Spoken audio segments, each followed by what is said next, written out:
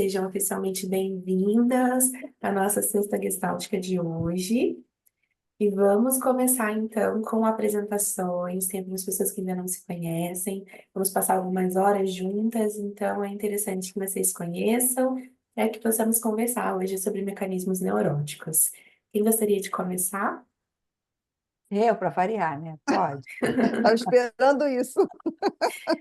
Pode começar. Oi, Geisa, tudo bom? Eu sou a Cris, sou psicóloga clínica, fiz formação em terapia sistêmica, curso de Gestalt também, constelação familiar, e estou com a Carol aí, que é minha terapeuta, me ajuda pra caramba no meu autoconhecimento, apesar de não ser mais uma criança, mas a gente está sempre se conhecendo, né? Sempre se surpreendendo. Adoro o trabalho dela e quando surgiu a oportunidade da sexta Gestalt, que eu estou aqui para aprender mais um pouquinho. Seja bem-vinda, tá? Obrigada. Vou falar então, gente, eu sou a Geisa, estou com a Carol aí na mentoria, né, de carreira. Estou um pouco com a voz falhando, porque eu estou, né, com a garganta um pouco inflamada aqui, então eu vou ficar um pouco mais caladinha hoje, que eu estou tossindo bastante também. Eu sou gestalt terapeuta em formação, né? Aí já entrei no meu segundo ano de formação, faço lá no Gestalt Paraná, faço a formação por lá. E é isso, né? Tô aprendendo ainda, né? Eu sei pouquíssima coisa sobre a Gestalt terapia e tô aqui para aprender mais. Eu sou de Franco da Rocha, tá? Aqui na Grande São Paulo. Ah, sim. Não sei se a Cris falou de onde ela é. Não, sou do Rio de Janeiro. Do Rio de Janeiro. Posso me apresentar? Pode, vai lá. Tudo bem, Geisa? Eu já conheço a Cris e a Márcia. A Carol é minha psicóloga também. Faço supervisão. Eu estou um pouco parada da supervisão, mas estou voltando daqui a pouco. Sou psicóloga clínica também, trabalho só com clínica, trabalho online. Moro em Portugal, faço atendimento online, não faço mais nada presencial praticamente desde 2020, desde a pandemia. Tenho a formação em Gestalt terapia, me formei pela IGT, que é no Rio de Janeiro. Morava lá no Rio de Janeiro, me mudei em 2023. E é isso, assim, tô aqui porque adoro estar nas coisas que a Carol faz, acho que ela dá um super conhecimento pra gente, um super suporte. E vamos nessa, vamos aprender. Seja bem-vinda, Geisa. Oi, Geisa, eu sou Márcia, também psicóloga clínica, estou aqui no Rio de Janeiro. É, Carol é minha terapeuta, faço a supervisão, já conheci a Cris e Carol, faço, faço supervisão, faço terapia com ela, e agora o grupo Gestalt, que eu também estou super amando. E eu sou psicóloga há muitos anos e me apaixonei pela Gestalt terapia e comecei a estudar. E também atendo só online, e estamos aí para aprender, para estudar. Seja bem-vinda, Geisa. Bom, agora que todo mundo se conhece, sejam todas bem-vindas. Vamos então entrar no nosso tema hoje da nossa sexta gestáltica. E vamos lá. Como funciona para a Geisa da outra vez ela entrou, mas precisou sair. A Carol, se não me engano, é a primeira vez também. E como que funciona? A gente vai estar falando sobre os conceitos, mas a qualquer momento vocês podem parar, podem perguntar. É uma relação muito dialógica, não é uma palestra onde só eu vou falar. O objetivo é que seja uma relação dialógica e que nós possamos conversar sobre o tema, ok? Então vamos, já vou compartilhar a tela com vocês, para que a gente possa começar.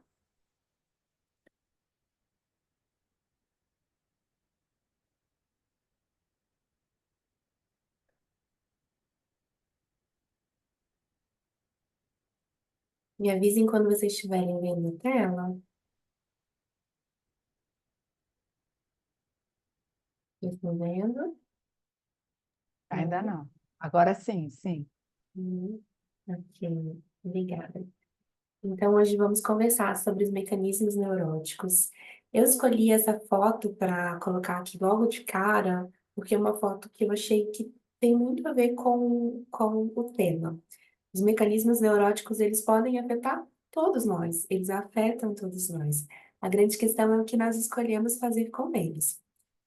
Quando a gente pensa em mecanismos neuróticos, tem alguns caminhos que nós podemos utilizar aqui para falar sobre esse tema, para conversar sobre esse tema. E eu escolhi um determinado caminho. Nós vamos começar a nossa viagem, então, para entender melhor o que que são esses mecanismos neuróticos e, principalmente, entender melhor como lidar com eles na clínica, sob a perspectiva da Gestalt terapia. Então, vamos começar aqui a nossa jornada. Eu vou pular a parte da apresentação, porque todo mundo está aqui já me conhece, então não preciso me reapresentar. Todos já são parte, assim, da minha vida, de alguma forma. Eu vou passar aqui para a próxima. Vamos falar, então, sobre os mecanismos neuróticos. O que que são os tais mecanismos neuróticos? Eu escolhi uma citação do Pius para a gente começar, que fala assim, que todos os distúrbios neuróticos, eles surgem da incapacidade do indivíduo de encontrar e manter equilíbrio entre ele e o mundo ao redor. E eu achei interessante começar com isso, porque quando nós falamos de mecanismos neuróticos, nós falamos, na verdade, de algumas situações que acabam ficando rígidas, cristalizadas e impedem o crescimento pessoal dos nossos clientes. Pensando nisso, nós precisamos entender essa dimensão da relação da pessoa com ela mesma e com o mundo, para escolher um caminho terapêutico mais assertivo, para fazer intervenções mais assertivas.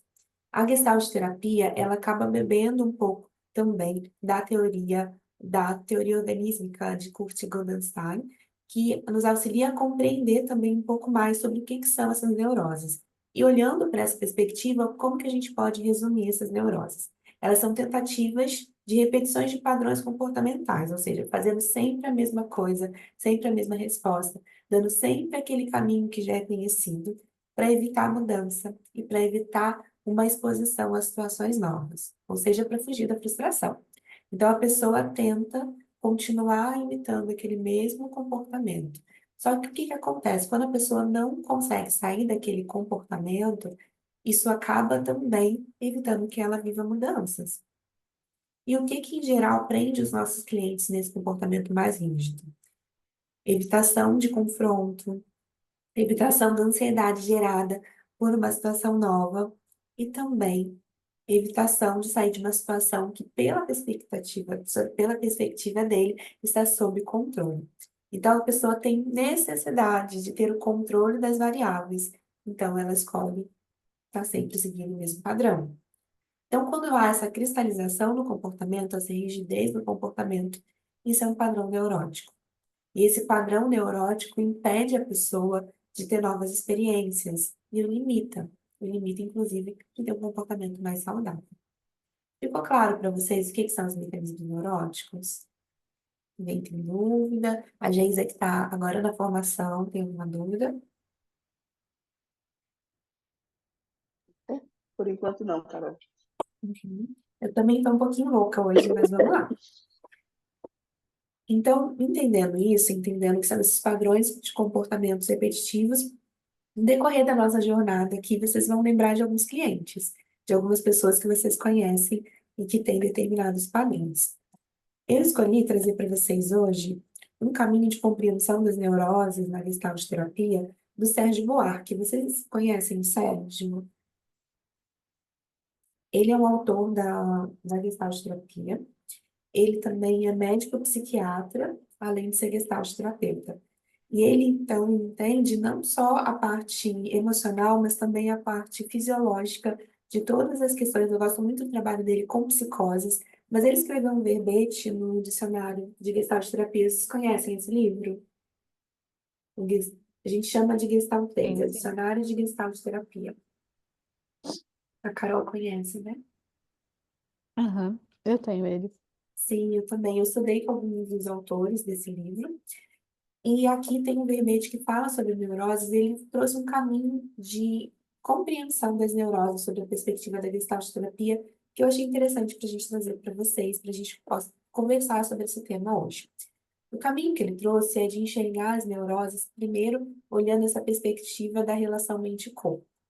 Que a mente e o corpo, elas são indivisíveis. E quando a gente entende isso lá nessa perspectiva da teoria organística, a gente entende que essa relação entre o que a pessoa sente no corpo e na mente, ela é muito conectada a forma como aquele ser humano escolhe ser no mundo.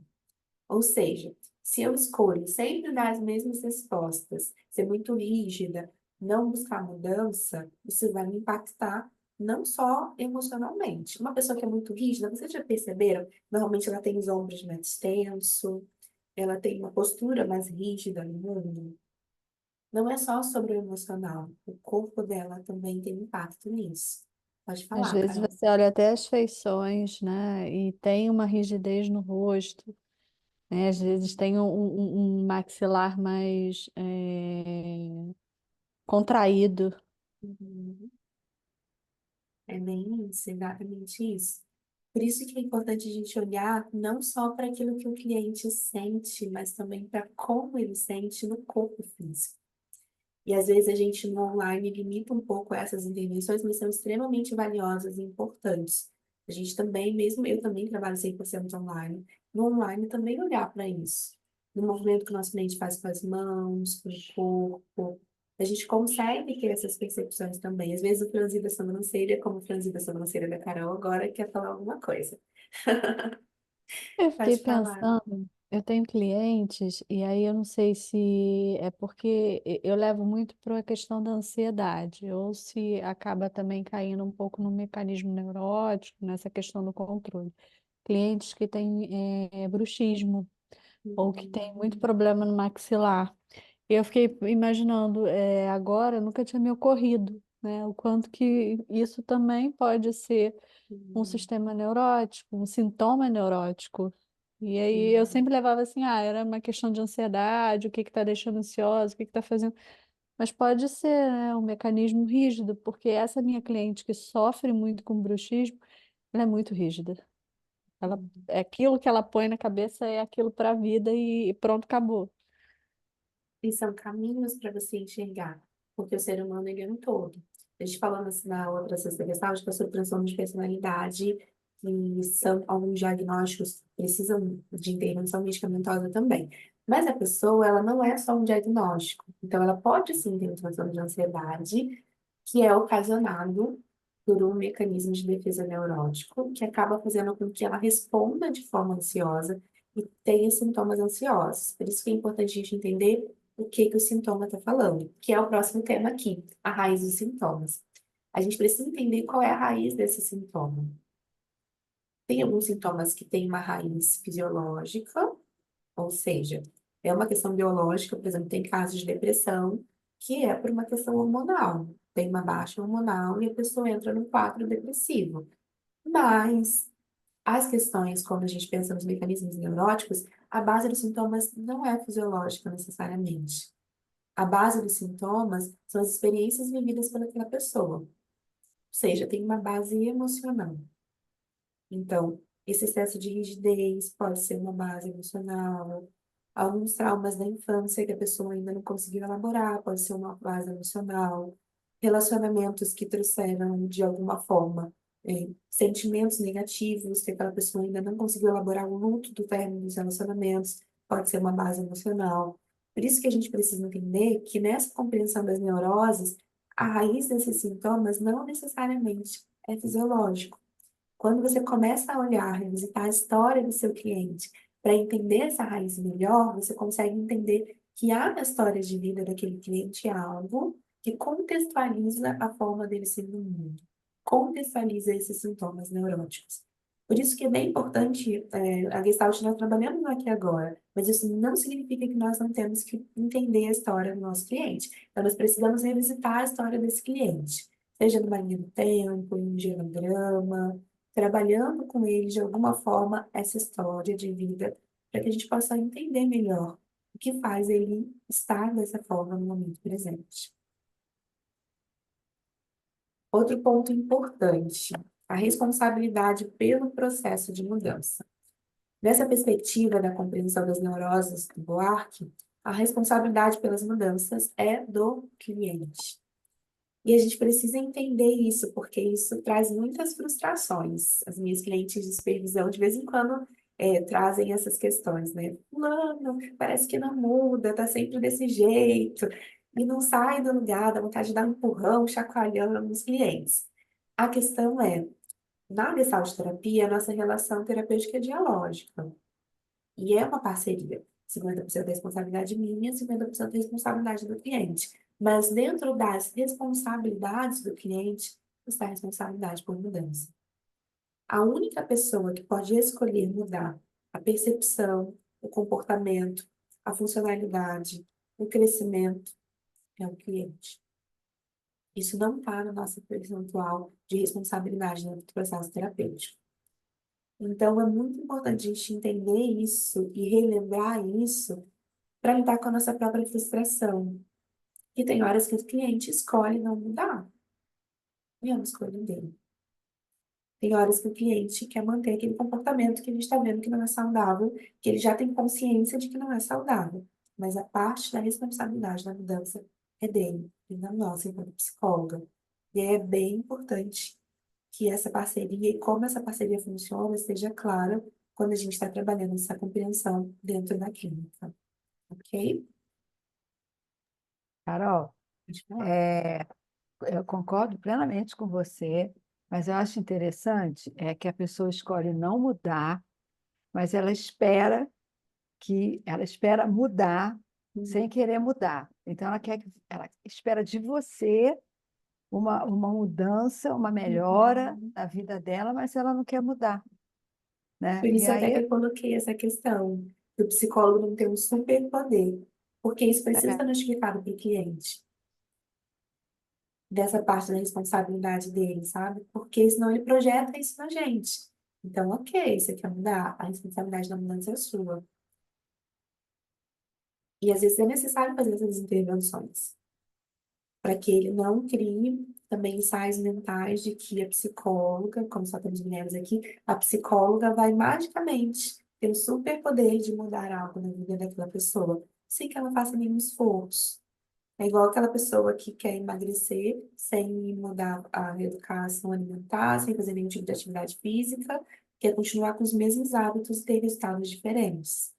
Que é muito essa questão da neurose, ela quer continuar com os mesmos padrões de comportamento e ter resultados diferentes. E o que que a gente faz? A gente traz à luz essa situação para ele. Ok, você quer mudar?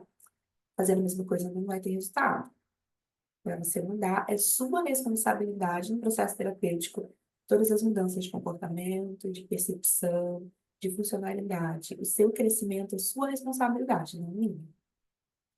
Em alguns clientes, a gente precisa ser um pouco mais firme em relação a isso.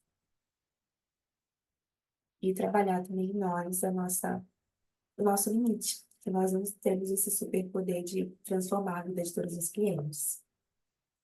Ok? Mas alguém quer falar alguma coisa sobre essa parte? Vamos passar. Forma versus o conteúdo. Bom, como vocês sabem, quando a abordagem gestáltica nasceu, ela nasceu de uma possibilidade de entendimento do ser humano diferente daquelas que eram vigentes na época. Então, tem algumas pessoas que falam que foi só o Fritz Perls que criou, mas eu acredito muito naquela a teoria que foi um grupo de pessoas, de estudiosos, que estavam ali estudando juntos, e ele foi o cara que tomou a frente e se colocou. Mas é algo conjunto, é um crescimento conjunto. E ali foi feito um estudo para que pudesse trazer uma nova forma de enxergar o ser humano diferente da vigente, principalmente divergente da psicanálise. E a psicanálise ela tinha muito foco no conteúdo, o que a pessoa está falando. E aí a Gestalt terapia, ela traz então, diferente da abordagem psicanalista que foca no conteúdo, o Gestalt terapeuta ele precisa trabalhar na forma. A forma como o cliente fala tem um poder muito grande de transformar a ele e transformar aquela situação. Como assim? Se aquela pessoa tem uma forma rígida de falar, por exemplo, tem aquelas pessoas que parecem estar sempre brigando com todo mundo, que fala muito alto, fala muito grosso, que parece estar sempre brigando. E nem sempre ela está brigando, mas ela tem essa forma de falar um pouco mais agressiva. Quando ela consegue ajustar essa forma de comunicar, ainda que seja o mesmo conteúdo, mas ela consegue ajustar aquela forma, essa pessoa aprende uma nova forma de ser no mundo. Ela começa a entender que, ok, as pessoas conseguem compreender o que eu quero, ainda que eu não altere meu tom de voz, ainda que eu não seja agressiva verbalmente. Então, quando a gente trabalha na forma, e aqui essa proposta do Buarque é você não ficar focado ou limitado no conteúdo, porque pode ser muito sedutor. Principalmente a gente tem alguns clientes que falam bastante. Às vezes é muito sedutor você ficar ali na história. É quase uma novela mexicana, um dorama, né? Você ficar acompanhando a vida daquela pessoa, o que que vai acontecer no próximo capítulo. É muito sedutor isso. Mas a questão é, a forma é mais importante do que o conteúdo. Porque a forma traz alguns elementos emocionais que muitas vezes aquela pessoa não está tendo consciência naquele momento e que não percebe como a forma pode mudar. Então, quando você trabalha essa forma, quando você observa a forma dos clientes, eles relatam as suas experiências e faz intervenções baseadas nela, isso gera novas percepções, novos comportamentos, novos insights e novas possibilidades daquela pessoa se enxergar. Aquela pessoa começa a experienciar uma nova forma de ser no mundo. Vamos lá, vocês estão com cara aí de pontinho de interrogação, me fala, né? É. Pode Eu falar. gosto muito de usar a forma, eu acho ela muito interessante. Eu gosto muito de ficar fazendo paralelo com os clientes. E aí eu vou trazendo, né? A pessoa vai me contando várias coisas da vida e o discurso às vezes realmente é muito sedutor, já me seduziu por muito tempo. Só que hoje eu fico muito fazendo esse link. E aí eu devolvo para a pessoa, e aí eu falo assim, nossa, que curioso, você está me relatando isso. Parece muito parecido com o que aconteceu lá da outra vez. Tá vendo que a forma é uma repetição? O que ficou para você? Eu vou sempre fazendo esse link, trazendo, ó, você agiu desse jeito aqui, você está agindo do mesmo jeito aqui. Então, assim, tá muito similar. O que que isso está querendo dizer? O que que isso está contando de você? E, de Excelente. fato, se você fica prestando atenção, isso aparece. Repete, repete mesmo. Se você não fica ali só naquele discurso, daquelas monte de coisas que vão aparecendo, tem gente que fala pra caramba, e tem Uhum. coisas que são muito curiosas, você fica olhando e fica, meu Deus, caramba, nossa, aconteceu, Uhum. você embarca se você não se cuida. Exatamente, muito bom, Carol, obrigada. E é bem isso. Então, nós precisamos lembrar que a forma é mais importante, que a forma nos conta muitas coisas. E a forma é o que evidencia esses padrões de repetição neuróticos. Eu É estava muito lembrando, evidente o Carol, mecanismo. Pode falar. aquelas pessoas que falam de uma coisa terrível, triste, rindo, Uhum. né? Verdade. Eu tenho uma cliente que ela faz exatamente isso.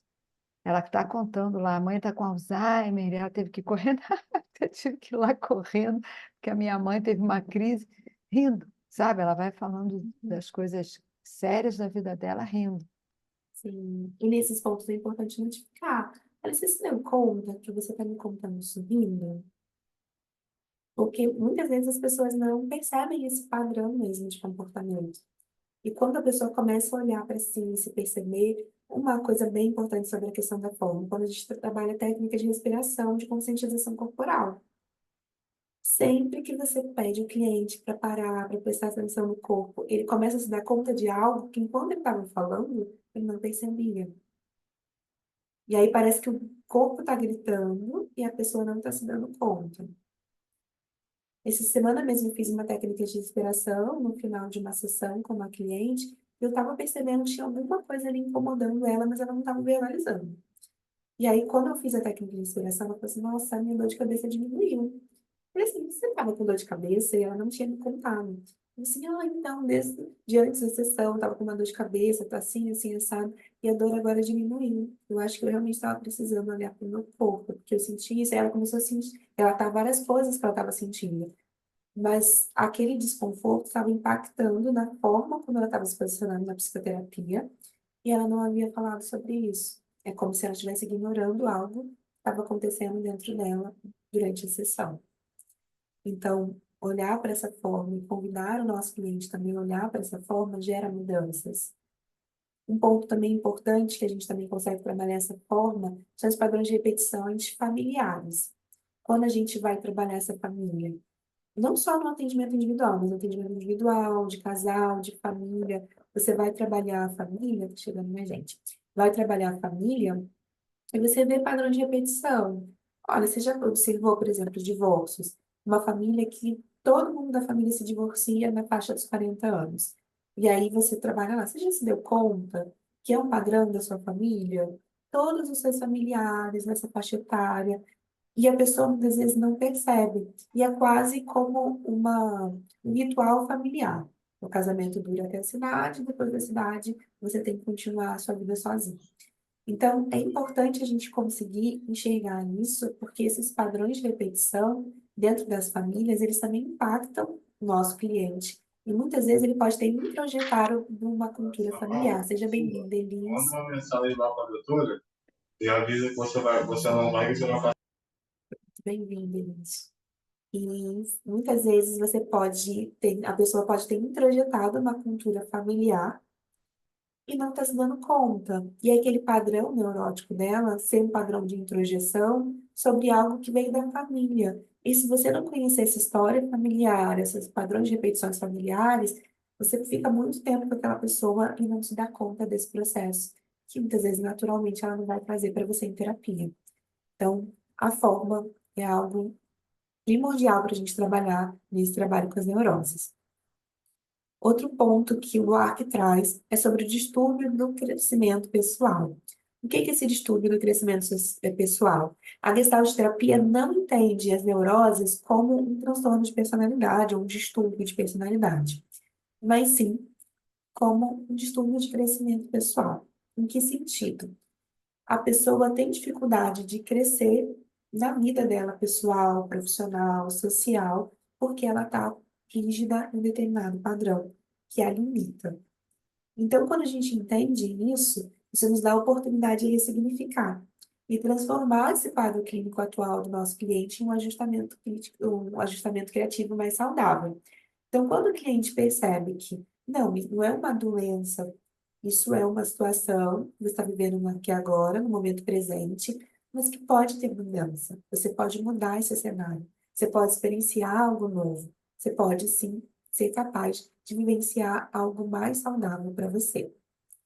Então, entendendo isso, a gente consegue entender o cliente de uma outra perspectiva. E, principalmente, o nosso cliente consegue se ver de uma outra perspectiva também.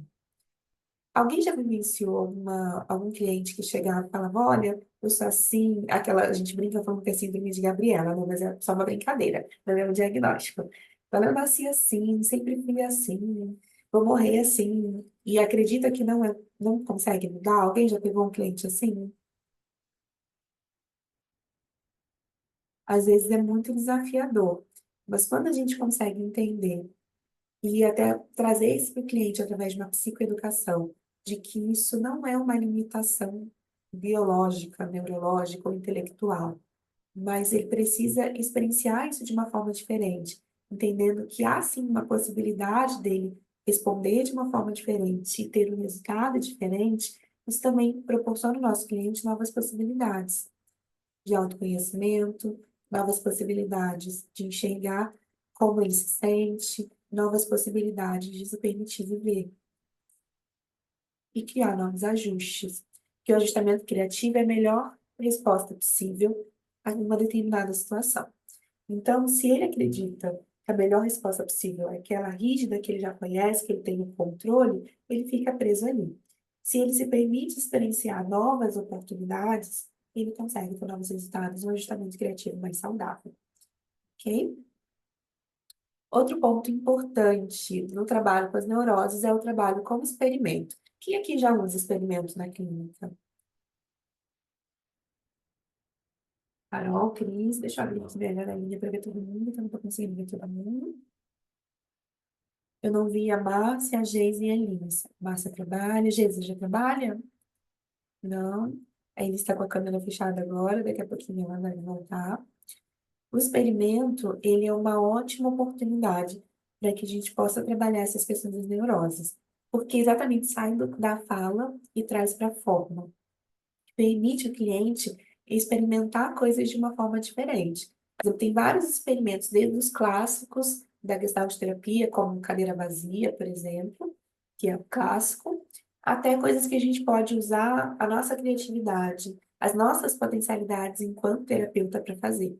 Eu gosto muito de trabalhar, eu acredito muito que nós somos nosso principal instrumento terapêutico. Sendo assim, a sua forma de ser no mundo, as coisas que você gosta enquanto pessoa, elas sim têm impacto na forma como você trabalha com seus clientes. Por exemplo, eu gosto muito de dança, eu amo dançar. E já propus algumas coisas relacionadas à dança para os clientes, dele trazer uma música que ele gostasse, que a gente experienciasse essa música durante a sessão, que ele fechasse os olhos e conseguisse experimentar a música com o corpo, através da dança. Eu amo dançar, mas não é a música que eu gosto, o estilo de coisa que eu gosto de dançar. Nesse caso, eu trabalho com o cliente, então é o cliente que traz a música que ele gosta, o que ele gosta de trabalhar, e a gente trabalha isso. Eu gosto muito de arte, e acaba conectando alguns clientes que de alguma forma também gostam. Tem um cliente que eu trabalhei com ele um tempo, e até a gente trabalhamos juntos e descobrimos que ele tinha um certo grau de autismo, e a gente conseguiu identificar isso depois de um tempo. Ele chegou para mim já com 23 anos. E uma coisa que ele gostava muito era de artes. Ele fazia palhaçaria, ele era palhaço, e ele desenhava, ele gostava de filmes, e a gente utilizava isso como experimento. Então, ele trazia, às vezes, uma reflexão de um filme, e a gente trabalhava como aquele filme impactou ele de alguma forma. Ele mandou mensagem, deixa eu só ver aqui. E aí a gente trabalhava essa questão. Aí eles colocou, trabalho sim, estou aqui, daqui a pouco abro a câmera, tudo bem, Elis. Então, a gente trabalha filmes, você pode trabalhar música, você pode trabalhar com argila, pode trabalhar com desenho, colagem. E agora no trabalho online, você pode pensar, como que eu faço isso online? Dá para fazer online também. Por exemplo, teve uma cliente, até um experimento as meninas da supervisão conhecem, da família no formato de animais. Ao invés de desenhar, ela falou assim: eu posso escolher imagens na internet? Ela fez uma montagem com imagens que ela viu na internet e ela foi contando. Enquanto ela estava me contando sobre a família dela, ela não percebeu, mas ela tinha colocado no Paint, então ela ia mudando os personagens, os animais de lugar. E ela ia subindo, descendo, e mudando, levando para um lado, levando para o outro. E ela mudou totalmente a configuração enquanto ela estava me contando. E aí, quando ela acabou de contar, eu falei assim, você percebeu, você se deu conta que a forma como os animais estão nesse momento é muito diferente da forma de quando você começou a contar? E ela olhou e falou assim, nossa, eu não tinha percebido. Eu falei, enquanto você estava me contando, você mexeu no mouse assim, quando você estava falando da sua mãe, você estava mais agitada, quando você falou do seu pai, você botou ele cada vez menor, você foi diminuindo o tamanho dele. E aí ela olhou de novo e falou assim, gente, é assim que funciona a minha família. Meu pai é pequenininho, minha mãe é grande, minha irmã tá sempre brigando com ela. E ela pegou as figuras e ela arrumou e organizou da forma como ela mesma enxergava a família. E ela não tinha se dado conta. E então, tudo que o cliente faz no experimento, e ela era uma pessoa que ela não tinha me falado ainda dessa dinâmica familiar dela conturbada. Então, quando ela se deu conta disso, ela falou assim, tem vergonha de falar sobre isso. Eu não ia trazer isso para terapia, porque eu me envergonho da minha família funcionar desse jeito. E ela trouxe isso no experimento. Então, no experimento, a gente consegue trabalhar muitas coisas, descobrir muitas coisas que muitas vezes o nosso cliente não verbaliza, mas que é importante. Alguém quer compartilhar alguma coisa sobre essa parte dos experimentos? Eu queria, porque eu queria falar dessa coisa do desenho da família como animais. Eu amo isso, porque o que a gente consegue ver é impressionante, né? E o cliente também, claro. A Sim. ordem que ele faz o desenho, né? Tem uma cliente que ela colocou ela e a mãe aqui em cima, o pai lá embaixo, era o último, o penúltimo, o marido era o último, então ela estava lá grudada com a mãe. E aí você vê o tamanho, né? Que às vezes faz a mãe uma, sei lá, uma elefoa grande, bonita e tal. E o pai é o caranguejo. É aquela coisa, como é que é o casamento de um caranguejo, como ele foi. Então, você vai Uhum. perguntando ali, e é muito legal. Percebeu que você botou seu marido por último? O que você acha que isso quer dizer para você? Né? O marido é o cachorrinho, sabe? Aquela coisa que é bonzinho, não Uhum. sei o quê. Nossa, é muito, muito bom. Eu adoro. Eu adoro Sim. esse experimento. Eu acho muito bacana. Aliás, eu gosto de vários, todos que a gente vê lá na supervisão. Eu Uhum. uso muito, muito, muito. Muito bom. Sim. Ajuda pra caramba. E, Geisa, você falou que ainda não usou o experimento, fica aí um encorajamento, vale muito a pena, a gente tem vários insights, e como a gente já até está falando aqui, nesse cenário serve muito para ajudar os nossos clientes a sair desse lugar de rigidez. Pode falar, Carol. Ô, Cris, o da família foi aquele que você falou uma vez na supervisão. Não necessariamente você pede para a pessoa desenhar Mas você também pede para ela escolhendo figuras, Isso. pode escolhendo na internet, e aí monta isso com essas figuras. E esse exemplo que eu trouxe mesmo, ela não desenhou, ela escolheu figuras na internet. E aí ela colocou isso no pente e foi me apresentando. Eu deixei ela colocar a apresentação de tela com ela. Enquanto ela foi apresentando, ela foi mudando o tamanho das figuras e mudando os animais de lugar. E foi muito dinâmico e muito interessante, porque ela trouxe algo que ela não tinha verbalizado, que ela se sentia envergonhada da dinâmica familiar dela, que para ela era constrangedora, e ela foi diminuindo. E a figura do pai dela, de fato, o animal que ela tinha escolhido, ele era do mesmo tamanho, mais ou menos, que a mãe no início. E ele foi diminuindo, diminuindo, diminuindo. Ficou algo pequenininho no cantinho da página, enquanto a mãe foi crescendo. E é como ela sentia a dinâmica familiar dela. Ô, Carol, é tipo uma árvore genealógica que você pede para montar ou não? A pessoa Não, coloca no papel o que é a família dela, assim, ela representa é isso. Pede que você solto. traga a sua família no Né? formato de animais. Cada animal vai representar um membro da sua família. Ponto. Essa orientação, a forma como a pessoa vai colocar, e aí a gente entra novamente na forma, a forma como ela escolhe apresentar, conta algo sobre ela. Cada um apresenta de um jeito. E aí você vai trabalhando não só o conteúdo, mas a forma. Tá? Você percebeu como é que eles trouxe? Que a sua mãe e você são grandonas, o seu pai e seu marido são pequenininhos? Ah, você percebeu que você está do lado da sua mãe e seu marido está lá no finalzinho? Você percebeu que, nesse caso, quando foi escolhido figura, que aí tem a oportunidade da pessoa, enquanto está contando, vai mudando o tamanho, você percebeu que seu pai foi diminuindo de tamanho ao longo que você foi contando a história da sua família? E é muito interessante, porque cada um traz um caminho, de acordo com a sua questão pessoal, né? De acordo com o seu mecanismo neurótico.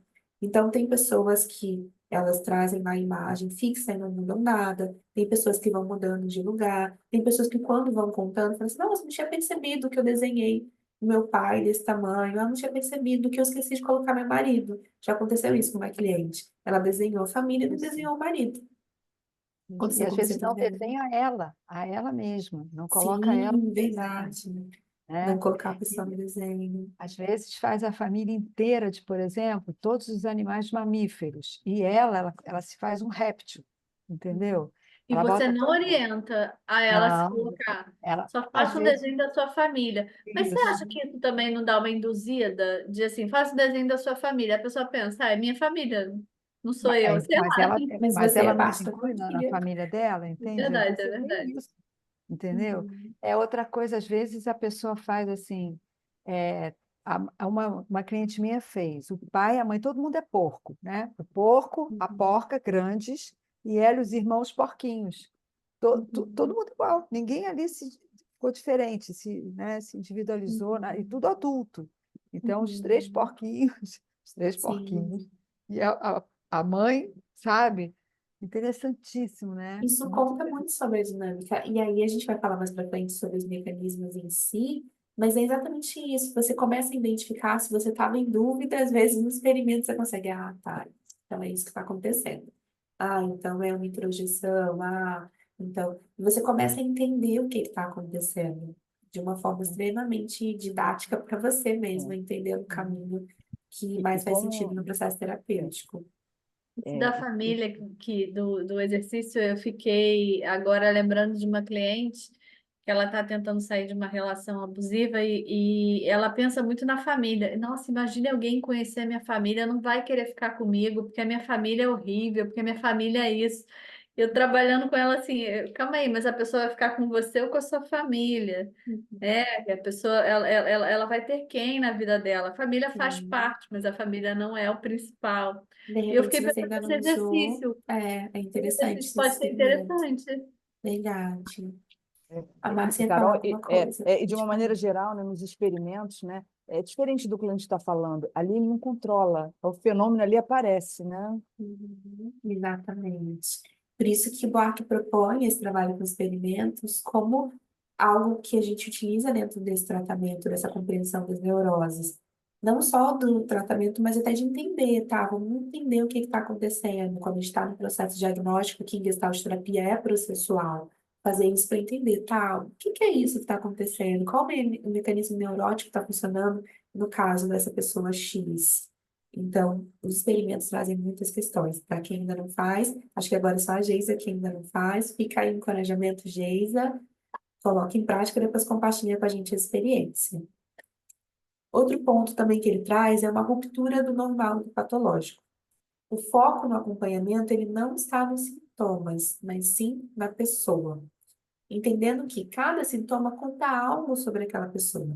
Entendendo isso, ela vai entender, então, ok, cada sintoma conta algo sobre aquela pessoa. Vamos entender o que que isso está contando? Eu tenho uma cliente que a gente trabalhou essa questão com ela já está comigo há um tempo. Ela tem transtorno de ansiedade, mas ela já conseguia entender melhor o corpo dela. Então, ela está no momento de remissão, a gente está trabalhando agora outro tema em relação à questão conjugal. Mas o que que ela percebeu? Ela começou a entender e escutar o próprio corpo, entender o que cada sintoma queria falar. Por exemplo, ela entendeu quando ela tem alguma questão relacionada às mãos, ela disse que sente um formigamento nas mãos, as mãos suam muito, às vezes até uma dormência. Ela já percebeu que quando ela sente algum sintoma nas mãos, é porque ela está com alguma questão relacionada ao fazer do outro, ao fazer dentro de casa, ao fazer no trabalho. Então, toda vez que tem uma questão relacionada ao fazer, ela sente sintomas nas mãos. E às vezes ela chega na sessão e fala assim, ai, Carol, minha mão estava assim, dormente, nanã. Ah, já sei o que aconteceu.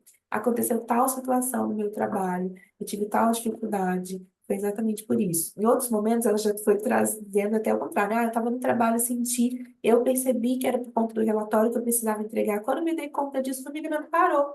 Não sei, parecia mágica, ela traz isso. Se não é mágica, é entender o seu corpo, entender o que que o sintoma está trazendo. Então, quando o cliente ele está já há um tempo em terapia, ele já tem mais essa percepção mais apurada. Ele já consegue ele mesmo entender o que o sintoma está trazendo. E muitas vezes nós, como psicólogos, traduzimos isso para o nosso cliente. E aí eu fico perdida, se eu olho para a câmera, eu só olho para vocês, eu prefiro olhar para vocês, consigo ver o rostinho de vocês. E a gente fica, quando a gente consegue entender o nosso papel nesse lugar, de alguma forma ser um tradutor também, ser um mediador do que o corpo está falando para o nosso cliente e auxiliar o cliente a ter essa visão, o cliente consegue aperfeiçoar isso ao longo do tempo. Eu tive, na época, eu trabalhava no CAPS, eu trabalhava com pessoas com transtornos mentais graves e tinha um cliente que tinha esquizofrenia. E ele, depois de um tempo em psicoterapia, ele conseguiu entender quando era uma alucinação visual e quando não era. E aí foi até uma coisa bem interessante que ele trazia, porque ele trazia que as alucinações acompanhavam ele ao longo da vida toda. E as alucinações, segundo ele, não envelheciam, e ele envelhecia. E aí me lembra muito aquele filme Mentes Brilhantes. É muito bonito aquele filme, porque ele traz com muita sensibilidade esse tema, e ele falava isso. Assim, ah, são as mesmas pessoas que eu vejo, só que elas não mudam. Aí eu sei que elas não são de verdade. Mas demorou um tempo para que isso acontecesse, porque atormentava muito. E, obviamente, é lógico que o prognóstico não é de remissão de sintomas da esquizofrenia, ele continuou vendo, só que ele aprendeu a conviver com as alucinações de uma forma mais saudável. Entendendo isso, ele começou a trabalhar, ele começou a ter uma vida mais funcional, ainda que as alucinações estivessem presentes. Então, o nosso foco não é calar a boca do sintoma, simplesmente. Não que a gente não queira que o nosso cliente entre em remissão. Como eu falei, esse caso dessa cliente, quando ela começou a entender o que o sintoma estava falando, os sintomas, como ela brincou falando, sumiram magicamente. Eles não sumiram magicamente. Ela começou a entender o que aquele sintoma falava e começou a agir a partir disso. Então, o foco está em entender o que esse sintoma está falando e, consequentemente, a gente vai alcançar essa remissão de sintoma com o nosso cliente. Vamos continuar aqui. Os dois últimos tópicos que o Buarque traz é o crescimento do cliente. O que é essa questão de crescimento do cliente? O foco na psicoterapia não é a cura ou o que a gente chama na saúde em remissão total de sintomas, que a gente não trabalha com conceito de cura, mas de remissão total de sintomas. Mas é entendido, sim, a perspectiva de um crescimento do cliente. O que é esse crescimento do cliente? Eu trouxe uma citação do Buarque porque eu achei interessante essa perspectiva dele. Não há cura sem crescimento. Não há nenhum nem outro, sem envolvimento e participação ativa do cliente como um todo. Então, o foco é o crescimento do cliente. É que aquele cliente aprenda uma forma mais saudável de se posicionar no mundo. E como consequência disso, a gente vai ter uma remissão de sintomas, porque se o sintoma está apontando algo que está disfuncional dentro da gente, a partir do momento que aquilo deixa de estar disfuncional, o sintoma entra em remissão, porque ele passa a não fazer mais sentido, já que aquela pessoa conseguiu uma forma mais saudável de se posicionar no mundo. Ficou claro para vocês esse conceito de crescimento pessoal do cliente?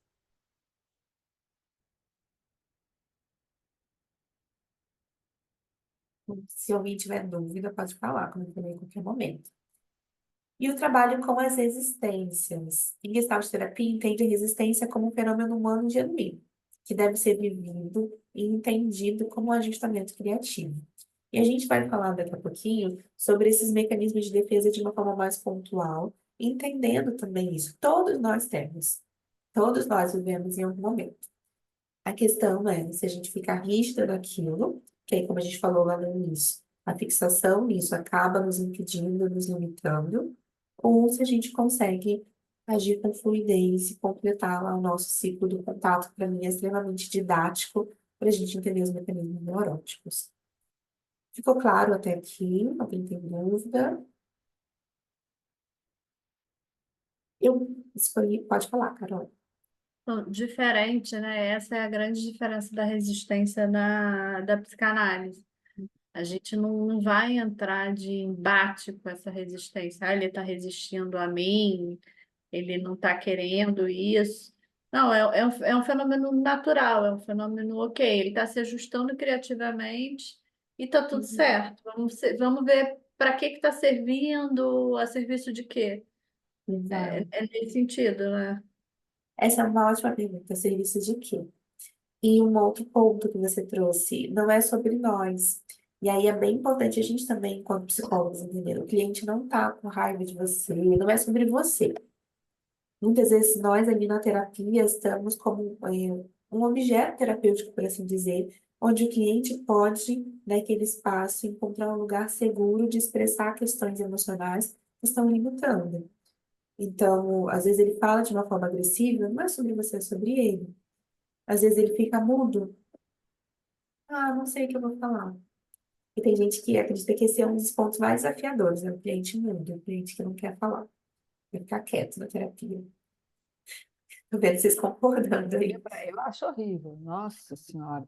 Aquela pessoa que parece que você tem que tirar a fórceps, sabe? É uma coisa porque senão não sai nada, fica ali, uma olhando para a cara da outra ali, 50 minutos, uma olhando para a outra, né? Essa última sessão que eu tive com aquela menina do Chile foi exatamente isso. Ela quieta, calada, parada e ficava lá. Aí eu falei, gente, a gente não vai fazer. Eu sei que é terapêutico também o silêncio, né?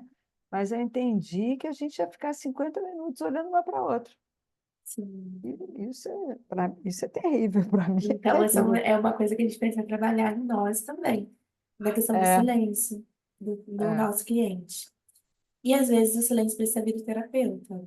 Em alguns momentos a gente precisa ficar em silêncio para deixar a pessoa se escutar. Então, trabalhar isso é bem importante, entender que nós estamos ali como instrumento terapêutico. E é isso. Antes de a gente passar para a próxima parte, alguém quer comentar alguma coisa até aqui? Agora a Elisa abriu a câmera. Estamos te vendo. Alguém quer comentar? Então vamos para a segunda parte.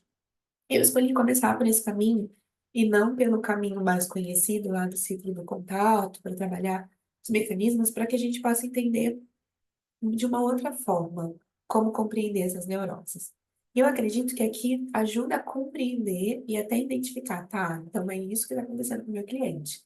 E a partir disso fica mais fluido a nossa próxima parte, que eu vou trazer alguns exemplos práticos.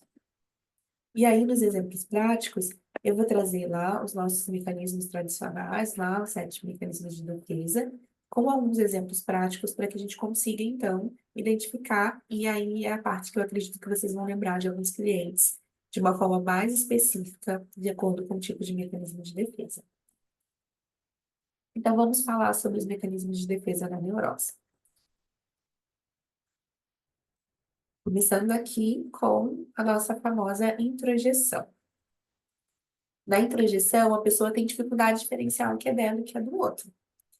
E aí, como eu falei até do exemplo em relação à cultura familiar, muitas vezes a pessoa introjetou a cultura familiar, aquilo nem faz sentido para ela, mas ela está repetindo aquilo porque é algo que foi imputado pela família e ela, de alguma forma, pegou aquilo para ela sem processar, sem raciocinar a respeito.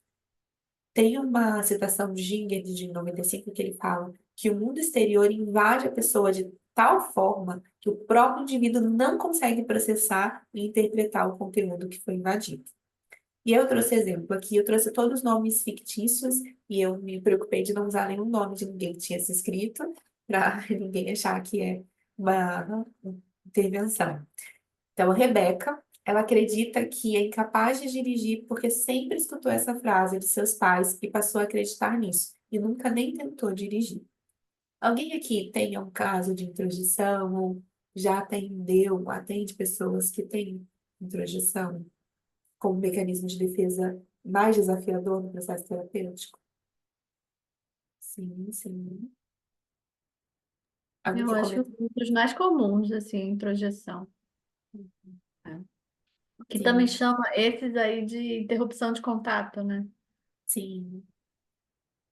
E é bem interessante É. porque, de fato, tem muitas questões, como eu falei, algumas pessoas podem se identificar aqui, vocês se identificarem Uhum. na terapia de vocês, mas a questão é que a gente vai passar por tudo isso, né? A questão é o que que a gente faz com isso. Pode falar, Márcia. Eu estou pensando aqui num casal, né? Uhum. Tá lá na DR, aquela coisa, quer dizer, eu jogo nele, ele joga em mim. Isso também seria uma introjeção, de você ter Depende. dificuldade. Ah, Depende. A introjeção é quando eu pego para mim algo que não é meu, que não faz sentido comigo, mas eu aceito aquilo como se fosse meu. Por uhum, exemplo, nessa situação de uma terapia de casal, qual seria um exemplo de introjeção? O homem, a mulher sempre fala, você é um banana, você é um banana, você é um banana. E ele passa a acreditar que ele é um banana, que ele não presta para nada, que ele não sabe fazer nada. E ele passa a se comportar como se isso fosse verdade. Ainda que antes de se casar com essa pessoa, ele fosse uma pessoa extremamente ativa, proativa, se sentisse capaz. Na relação, ele passa a se sentir incapaz de tanto escutar isso, ele passa a vivenciar aquilo como se fosse realidade. Aí é um caso de introjeção. E aí pode ser, por exemplo, a mulher está projetando algo que é dela sobre esse marido e ele introjeta aquilo. Só um exemplo, depende do caso, você avaliar o caso. Mas é um exemplo que pegou algo que não era dele. Ele não se sentia assim antes. Ele era uma pessoa ativa. E aí, nessa relação, ele acaba se sentindo essa pessoa que não é capaz, que não serve para nada, de tanto escutar a outra pessoa falando isso para ele. Esse é um ponto de introjeção. Agora, se essa mulher fala assim, é um banana, banana, e ele não aceitar isso, ele revidar, e ele não pegar aquilo como verdade, aí não é introjeção. Só é introjeção se ele pegar aquela palavra, aceitar e se comportar como se aquilo fosse verdade. Por isso que eu trouxe o exemplo dessa questão. A Rebeca, ela acredita que não é capaz, mas ela sequer tentou, ela nunca nem tentou dirigir. Mas como ela sempre escutou de que ela não é capaz, ela acredita que não é capaz a ponto de nem tentar para não se frustrar. Como eu falei lá no início, nas neuroses, as pessoas nem tentam uma situação nova com medo do novo, com medo de uma possível frustração, com medo de uma situação que está fora do controle. Ficou claro, né? Carol, aqui então é como se a pessoa pegasse para ela o que os outros falam sobre ela. Exato. Então, É exatamente mesmo isso. aí, no caso, ela não se permite nem entender se realmente aquilo cabe ou não na vida dela. É E exatamente isso isso. acontece mesmo que não seja de uma forma tão direta, né? Porque, por exemplo, a pessoa não Sim. fala diretamente, você não é capaz de dirigir, mas às vezes a pessoa cresce, né? Ouvindo, não é para mulher, né? Hum. Ouvindo essas piadinhas que tem, por exemplo, assim, né? Ou isso é Exato, muito fácil, como é que você não consegue, né? Por exato, exemplo. exatamente E aí ela vai isso. assumindo para ela isso, né? Tá? Oi. É bem isso, é exatamente isso, Geisa. Eu botei aqui um exemplo mais literal, mas muitas vezes acontece dessa forma também. As pessoas às vezes não falam diretamente para ela, mas falam, ah, mulher não pode ser, sei lá, bombeiro. Ah, isso é profissão de homem, mulher não pode ser. E ela sempre escutou aquilo, mas era o sonho dela ser. Mas como ela sempre escutou de que ela não pode nem tentar, ela nem tenta e acredita e se comporta como se aquilo fosse verdade. E aí, a gente conseguir separar com o cliente na integração clínica o que é dela e o que é do outro. Ok. Essa crença de que você não pode escolher essa profissão, quando você se escuta falando isso, parece ser verdade? Fala em voz alta. E aí pede para o cliente falar. O que que você sentiu quando escutou? E aí a gente pode falar, por exemplo, se for o caso disso. Eu sempre escutei isso, mas não me bate como verdade, porque algo dentro de mim queria fazer isso. Então, se algo dentro de você tem vontade de fazer isso, experimenta agora falar de uma forma diferente. Ah, eu posso me candidatar ao Corpo de Bombeiros. Como que você se sente em relação a isso? Que sentimentos vieram? E aí você vai trabalhando isso com o cliente, que é a questão de trabalhar isso em experimento. Ele vai experienciando uma nova forma de se posicionar. E aí ele mesmo identifica, realmente, eu sempre escutei isso, mas dentro de mim é um desejo que eu tenho, é algo que é meu. Então essa fala de que eu não posso ser dessa profissão não é minha, é do outro. E aí você ajuda o cliente a diferenciar o que é dele e o que é do outro. Tem também um outro experimento que é o faço e gosto. Não sei se vocês conhecem. Eu sei que eu já falei sobre isso na supervisão. Não sei se a Geisa conhece. Faço e gosto. O faço e gosto, a gente faz um quadrado e coloca faço e gosto, faço e não gosto. Então, nesse a gente também identifica o que que é algumas questões de introjeção. Porque aí você começa a perceber, principalmente no faço e não gosto. No faço e não gosto, muitas vezes aparecem muitas coisas de introjeção. Gosto e não faço também. Você identifica muitas questões que foram introjetadas naquela pessoa, ok? Então vamos lá para a projeção, que também é muito comum. A pessoa atribui a pessoas, ao mundo externo, a responsabilidade por algo que ela sente, faz ou pensa. Eu coloquei aqui o exemplo da Rafaele, que não compartilha vídeos no perfil profissional porque acredita que quando ela fizer isso, irão criticar sua forma de falar. Então, ela projeta em possíveis pessoas que em algum momento da vida vão assistir o vídeo que ela nem gravou, a questão de que ela não sabe falar, de que a forma que ela fala não é legal. Na verdade, ela se critica. E a projeção é muito comum. É um medo de você, que o outro concorde com aquilo que você pensa sobre você mesmo. Então, é melhor falar que é uma outra pessoa que pensa aquilo do que muitas vezes admitir que esse pensamento é nela. A projeção é bem conhecida, né? Bem, acho que todo mundo já conhece aqui e é fácil da gente lembrar. A introjeção e projeção são os mais falados. Agora a gente vai entrar em alguns que não são tão falados assim, mas que ocorrem, que a gente precisa entender isso dentro da clínica.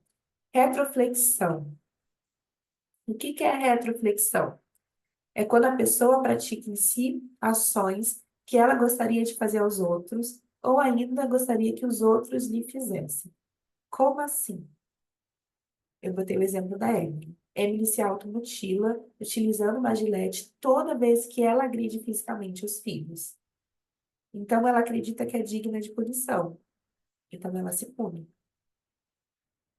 Ela tem uma crença aqui sobre ela e ela faz com ela aquilo que ela gostaria que outras pessoas fizessem ou que ela achava que era digna de vivenciar aquilo, ou ainda ela faz com os outros algo que ela gostaria, aliás, ou ainda ela faz algo para ela que ela gostaria que os outros fizessem. Ficou claro essa questão da retroflexão? A retroflexão não é tão falada. Então, muitas vezes a gente não lembra dela quando a gente está passando por um processo diagnóstico.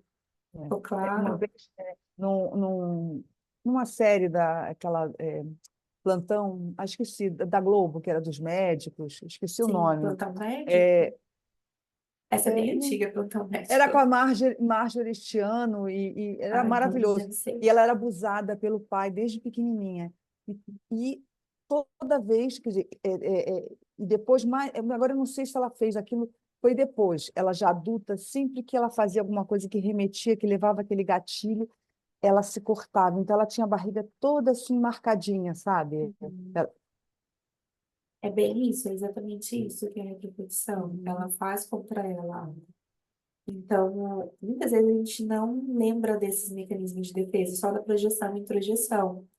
Mas são coisas que são importantes a gente entender. Entendendo, por exemplo, nesse caso, seria um caso de automutilação, entender o que que acontece, qual pensamento, qual crença vem que antecede a mutilação.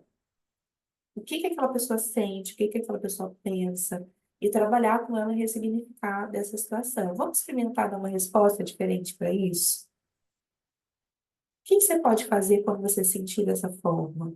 O que que você pode fazer quando você lembrar dessa situação? O que que você pode fazer quando esse sentimento vier?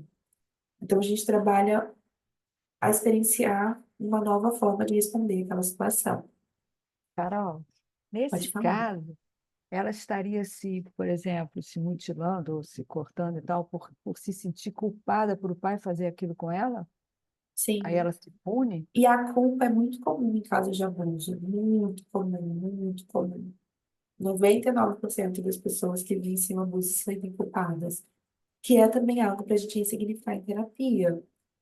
Porque, na verdade, a pessoa que é abusada não é a culpada. E esse ressignificar precisa ser trabalhado também no processo terapêutico. Mas quando vocês acompanham, ou tiverem oportunidade de acompanhar, se já acompanham um caso que teve questão de abuso, a questão da culpa é muito recorrente, as pessoas se sentem culpadas. E isso acaba também atrapalhando na forma como elas se relacionam com outras pessoas. Algumas pessoas ficam mais reprimidas, outras ficam hipersexualizadas, outras se colocam em situações de humilhação perante outra pessoa durante o ato sexual. Então, é importante a gente entender isso para que ela encontre a forma mais saudável possível de ela se posicionar.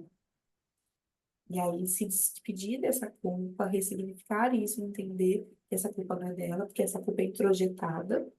E muitas vezes, até porque o abusador fala, você contar para alguém, eu vou fazer tal coisa com a sua família, eu vou fazer tal coisa com você. Então, ela introjeta essa culpa e age com retroflexão sobre os sentimentos a partir dela. E aí é importante a gente entender isso e trabalhar isso na sessão. Tem mais alguma dúvida, meninas, sobre retroflexão? Carol, repete as coisas que você falou, eu achei interessante, né? No caso de mutilação. E aí é importante tentar entender, assim, O que que quais ela eram os sente e pensamentos. pensa antes do ato de mutilação. Então, o que estava acontecendo antes de você se machucar? E aí trabalhar com ela uma nova resposta. É muito parecido com o que a gente faz num caso de compulsão, por exemplo. Ah, eu tenho uma compulsão alimentar. Então, sempre que eu fico muito ansiosa, eu quero comer, quero comer, quero comer. Tá, você percebeu então que o gatilho é você ficar muito ansiosa por alguma coisa. Vamos experimentar uma nova resposta? Ao invés de você buscar a satisfação na comida, o que você pode fazer? Ah, eu tô muito ansiosa, boto o tênis e vou correr. É uma nova resposta. Ah, eu tô com vontade de me cortar. Eu ligo para uma amiga e falo, ao invés de pegar a gilete e me machucar. Então, convidar esse cliente a experimentar novas respostas perante aquela sensação, aquele pensamento, aquele sentimento que antecede a automutilação. Ok? Mais alguém que perguntar alguma coisa?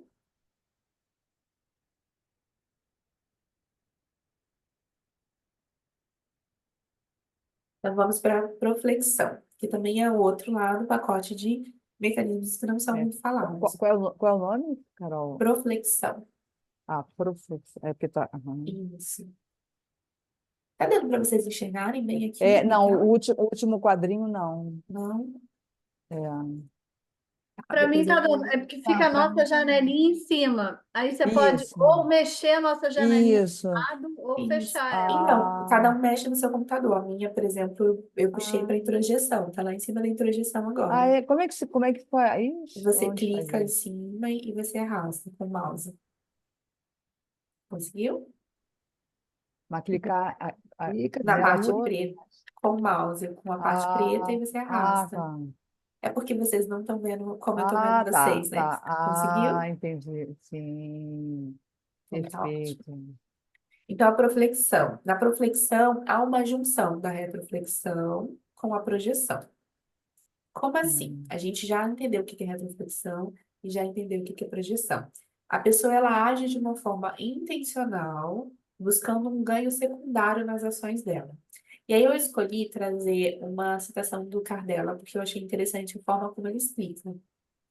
Há dois tipos de proflexão, a ativa e a passiva. Em ambos os casos, o professor assume uma atitude servil em relação ao outro na tentativa de manipulá-lo. Ou seja, aquela pessoa se coloca como abaixo do outro, mas com uma intenção de manipular, ou seja, de ter um ganho secundário. Assim, espera um retorno daquilo que oferece, manipulando o parceiro para que se sinta grato, culpado ou devedor. Por exemplo, uma relação de casal. Uma pessoa que age com proflexão, ela pode chorar toda vez que o marido não quer fazer algo que ela gostaria que fizesse, com a intenção dele se sentir culpado e ceder e fazer o desejo dela. Por exemplo, eu quero jantar no restaurante X hoje. Não dá, pô, você não tem como cheirar. Tudo que eu peço, você não faz, eu não sou importante para você, você não me ama.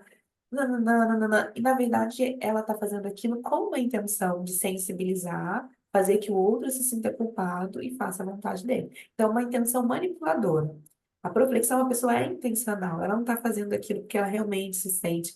É intencional, porque ela já sabe que fazendo essa chantagem emocional, o outro vai ceder e vai cumprir o desejo dele. E eu lembrei Carol, até agora de um caso que a gente acompanha. Pode falar, Márcia. eu estou pensando aqui, né?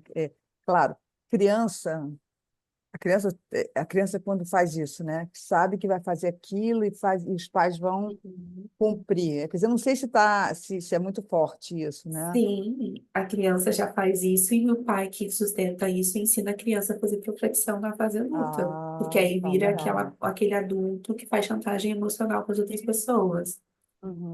Beleza. Então, aquilo que a criança aprende na infância, ela cresce como aquilo sendo algo que faz parte da forma dela ser no mundo. Por isso que é uma responsabilidade muito grande educar outros seres humanos.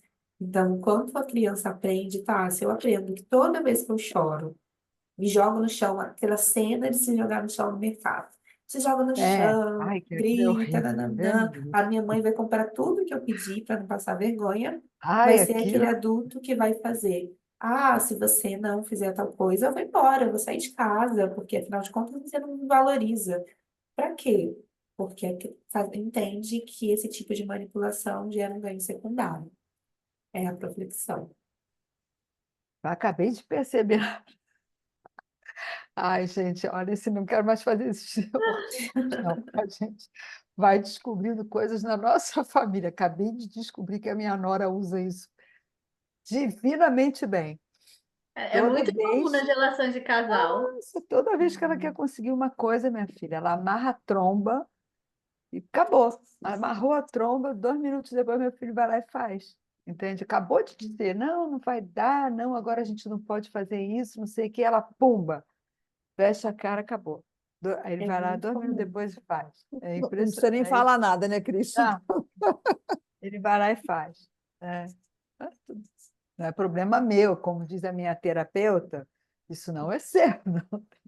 Mas é Cris, incrível, e nas relações parentais também é muito comum, assim, de mãe e Verdade. filha, né? Mãe e filho. muito comum. É, os filhos, e o exemplo que a Carol estava dando, quanto que a criança, de uma certa forma, mesmo sem conhecer e tá ali aprendendo, ela acaba usando da proflexão, porque Sim, ela Tem, vai ganhando as coisas e vai entendendo. Então se eu chorar, então se eu fizer birra, eu vou conseguir. isso. E aí, o quanto que ela vai sim, se tornando uma criança mais sim, mimada, uma criança onde exatamente. consegue tudo dos pais. Sim, ou então o contrário, né? De repente, aqueles pais, aquela mãe, como você vai casar? Você vai me abandonar? Você vai me deixar? Eu vou ficar sozinha? E Uhum. como, de repente, um filho mais fraco Exato, acaba realmente não casando, não cuidando da vida dele, ficando preso ali, né? exatamente. É bem isso. Então, a gente entendendo a proflexão, e aí uma coisa que é importante, nas crianças a gente já identifica isso, porque os mecanismos neuróticos não é uma coisa que a gente fala assim, intencionalmente eu vou projetar. Não, é a nossa a forma de ser no mundo, a forma do funcionamento psíquico. Então, a pessoa faz isso às vezes sem perceber, mas na proflexão, ela já faz com essa intenção. E a criança, ela chora com a intenção, se você for parar para pensar. Você fala não, a criança chora, ela chora porque ficou irritada com o não que você deu. É Quando ela isso. descobre que se ela chorar, Você muda de ideia e aí ela repete esse padrão de comportamento. E ela repete, repete, repete. Ela não sabe que o nome disso é proflexão, mas ela sabe que é bom chorar quando a pessoa fala não, porque ela vai É, ter o que ela é. deseja. E outra coisa, ela sabe Mas com quem faz isso, né? Ela sabe com quem faz isso, É, exato. não é? é uma intenção consciente, né? Eu me lembrei de várias pessoas aqui, gente. Agora eu fiz igual a Cris aí, né? É de um casal de amigos que tem esse movimento assim, né? Chora, você vai me deixar aqui sozinho para ir em tal lugar, e aquela coisa toda. E também lembrei de um cliente, né, que vive esse relacionamento com a mãe, 39 anos, namora com a mãe, Uhum. mente para a mãe quando tem que sair, que ela acha que é um lugar que ela vai provar, né? E na última sessão a gente até trabalhou isso, né? Que ele falou que ele se pergunta, quantos anos você tem para fazer isso? E aí eu perguntei para ele, então, quantos anos Uhum. você tem? Né? Que você tem que Exatamente. mentir para sua mãe com 39 anos para ir no lugar que você quer ir. Porque ela vai ficar Uhum. perguntando, mas você vai aonde? É perigoso? Não, mas você vai chegar meia-noite, é muito perigoso, isso e aquilo. E aí eu fiquei Uhum. pensando, é um movimento intencional, assim, eu vou fazer isso porque eu sei que eu vou ganhar, ele não vai, por exemplo, ou ela não vai Uhum. sair se eu fizer tal coisa, ou, né, Uhum. é um intencional, mas que não tem essa consciência, digamos assim. Por determinado tempo tem consciência. A proflexão, como eu Tá, falei, a gente aprende ela na infância. tá. A partir do momento que eu aprendo aquilo, toda vez que eu faço dessa forma, a pessoa cede. Então, se torna intencional. E aí a pessoa começa a Uhum. repetir isso na vida. E ela vai crescendo e se torna essa pessoa que, se você vai me deixar sozinho, não, não, não, e começa a chorar, porque sabe, Uhum. exatamente como a Márcia falou, com quem essa chantagem emocional dá Com quem certo, tá. sabe que se fazer dessa forma com a pessoa X vai ceder. Tadinha, vai ficar sozinha, não vou deixar, não vou sair. Então, é uma coisa que, quando ela se Olha. torna consciente, e aí a gente entende isso na terapia, quando a gente trabalha com adultos, em geral, esse adulto já aprendeu, já repete esse comportamento há tempo. Uhum. Por isso que a gente trabalha esses padrões. Os padrões neuróticos são padrões de comportamento que se repetem. Então, esse adulto já faz isso há muitos anos, ele já está ali, eles são muitos Uhum. personagens. E aí, como a gente falando isso, olha, você se deu conta que isso que você trouxe hoje é muito parecido com aquilo que você viveu com a sua ex? Você falou que fez algo muito semelhante com a sua ex, você se deu conta disso? E aí você vai pontuando essas coisas para a pessoa. E aí a pessoa já Mari, amplia a consciência. São efeitos então especiais. Se minha tá dando filha, pra gente. gente te ver, não tem problema. Então eu acho que é tão comum quanto a introjeção e a projeção, né? Só que a gente não Nas fala muito disso, se relações. vocês se deram conta. É, A retroflexão e a proflexão, a gente não se dá conta. Por isso até a ideia de trazer isso nesse formato de uhum, workshop, nessa cesta tá, gestáltica. Porque tem vários clientes que a gente atende, que faz esse movimento. Às vezes, quando a gente está vendo isso, a gente não se dá conta do que é. E a sim, retroflexão é uma junção, desculpa, a proflexão a é uma professora. junção da retroflexão com a projeção. Então, ela tem um ganho secundário a partir do momento que ela faz. Então, ela faz algo, tipo chorar, jogar no chão. Tem gente que fala que vai se matar se terminar um relacionamento, mas não porque ela realmente quer aquilo, mas porque ela tem um ganho secundário. Então, ela faz aquilo com a intenção do outro É, se posicionar da forma que ela deseja. é. Carol, estou olhando Pra aqui mim porque é estava mais tão difícil. pequenininho. Desculpa, Carol, pode falar. Não, imagina, pode falar. Fala Não, você é que estava primeiro. tão pequenininha, estou olhando ali. Ela pode ser ativa ou passiva? Agora me Isso. deu uma dúvida agora. Uhum. Então, ativa, ele pode fazer algo, por exemplo, aqui, a ideia é sempre fazer com que o outro haja de Sim. acordo com aquilo que eu quero. Então, ela pode ser ativa, de se jogar no chão, nananã, para tentar fazer aquela chantagem para a pessoa vir Aham. e fazer, ou pode ser passiva. Ah, você realmente vai fazer tal coisa comigo, nananã. E aí fica, tem aquelas mulheres que falam assim, não quer me pegar no colo para eu levar, para ir para não sei o quê, e fica fazendo dessa forma para que o outro pegue você e faça algo. Então, tem essa relação, mas o Ah, filtro é sempre que a pessoa faz algo desejando um ganho secundário, que precisa de um posicionamento da outra pessoa. E que a outra pessoa vai se sentir ocupada ou grata por aquilo, ou devedor. Por exemplo, ajudar uma pessoa, eu posso ajudar aquela pessoa, mas não porque eu realmente gostaria de ajudar, mas com a sensação de que, eu vou ajudar porque ela vai falar bem de mim pro fulano e eu quero que o fulano goste de mim. Então, eu vou fazer isso para que ela me presente para aquela pessoa X. Por exemplo, eu vou convidar a pessoa Y para minha festa, mas não porque eu gosto dela, mas porque ela é amiga da pessoa X e eu quero fazer amizade com essa pessoa. Então, eu vou manipular a situação, eu vou convidá-la, vou criar um certo vínculo a ponto dela me apresentar para a pessoa Y, a partir desse momento eu vou descartar ela. Então, é muito intencional. Pode falar, Carol. Pensei numa. Para mim, a Proflexão, eu consegui realmente entendê-la hoje. Assim, para mim, Ah, eu que nunca tinha bom. entendido ela também. Mas eu pensei num exemplo de passiva, eu não sei se pode ser isso, mas aquela pessoa que faz o jogo do silêncio, ela não fala nada, ela Uhum. tá ali de forma passiva. Tipo, Exato. você não fez alguma coisa que ela quis, ela te ignora, ela não fala com Uhum. você, Ótimo né? Ela exemplo. te dá. Eu pensei assim, gente, isso é uma manipulação. Eu estou tentando fazer Sim, com que você se sinta culpado, mas eu não te digo nada. Extremamente cruel. é exatamente isso, exatamente isso. E a gente E sabe consegue uma ver outra isso coisa? muito. Desculpa, fala. Não, eu ia falar que a gente consegue ver isso muito nas relações. Muito, Exato. quando você atende casal, família em especial. E tem gente É. que faz isso na sessão. Tá atendendo, a pessoa fica muda. Não quero mais falar. E aí a pessoa fica muda deixando o cônjuge falar sozinho. Que é um exemplo disso. É um exemplo de perfeição. Eu vejo essa interrupção de contato muito forte no border. Esse Hum, tipo de manipulação, eles são muito manipuladores.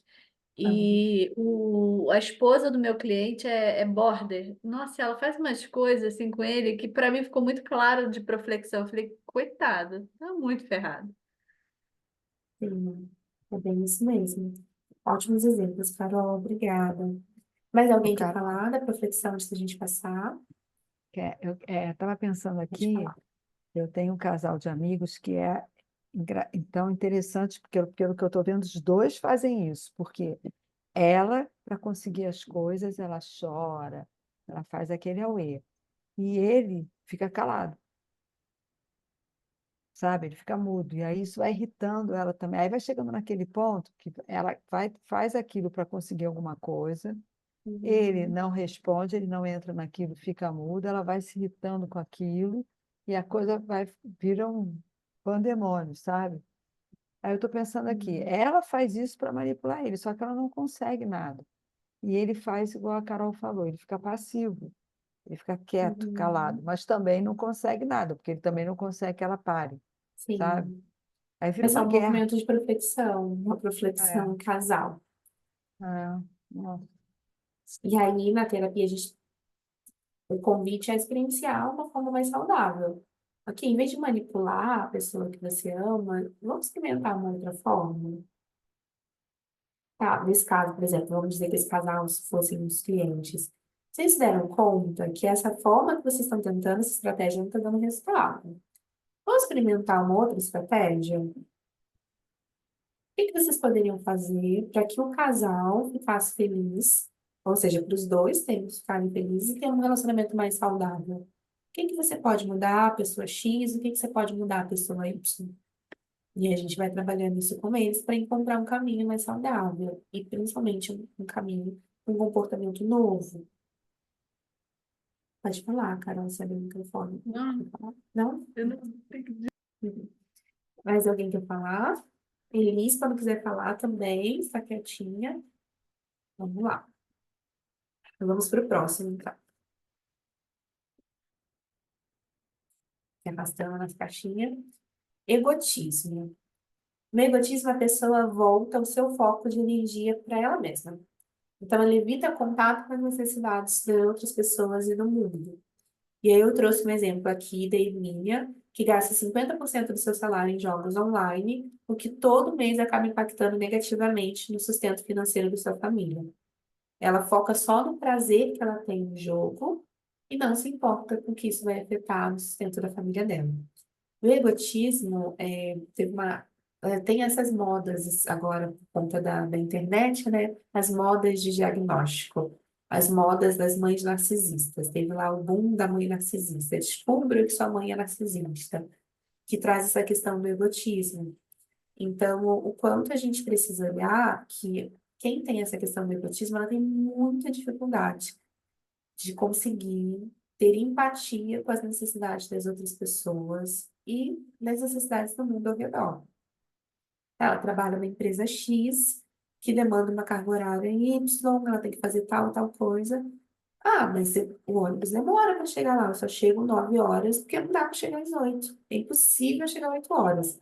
Ela não se importa que aquela é a regra da empresa, ela não se importa que as outras pessoas seguem essa regra, ela tem uma justificativa muito plausível para não respeitar aquilo, porque a necessidade dela de dormir um pouco mais e chegar às 9, na cabeça dela é muito maior a necessidade da empresa de que ela cumpra o horário que todos os outros funcionários cumprem. Pode falar, Carol, Marcia. até esse nome egotismo, né? Vem na cabeça egoísmo, uma coisa assim, né? É como se fosse um troço tão doentio, tão exagerado, seria por aí, que a pessoa só consegue olhar para ela. Sim, sim. É uma interrupção de contato, ela não consegue enxergar as necessidades das outras pessoas. Então, ela realmente Aham. olha só para ela. É ela e tudo que ela quer, tudo que ela sente, tudo que ela pensa é mais importante. Sabe aquelas pessoas que Entendi. têm, por exemplo, uma rigidez muito grande em aceitar opiniões diferentes da dela?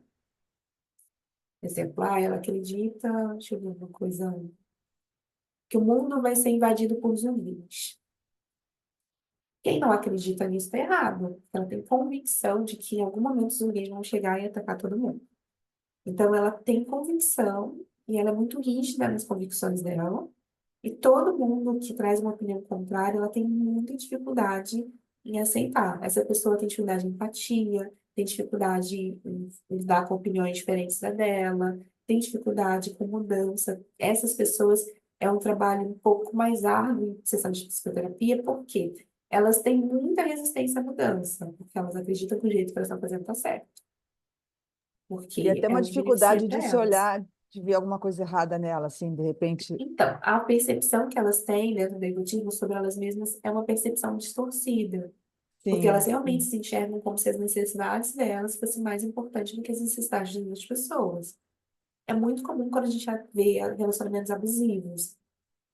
A gente sempre tem é muito comum ter alguma pessoa egotista nessa relação, em que, se a outra pessoa está se sentindo humilhada, é problema dela. Eu tô fazendo isso porque eu gosto de ser assim, porque eu sempre fui assim.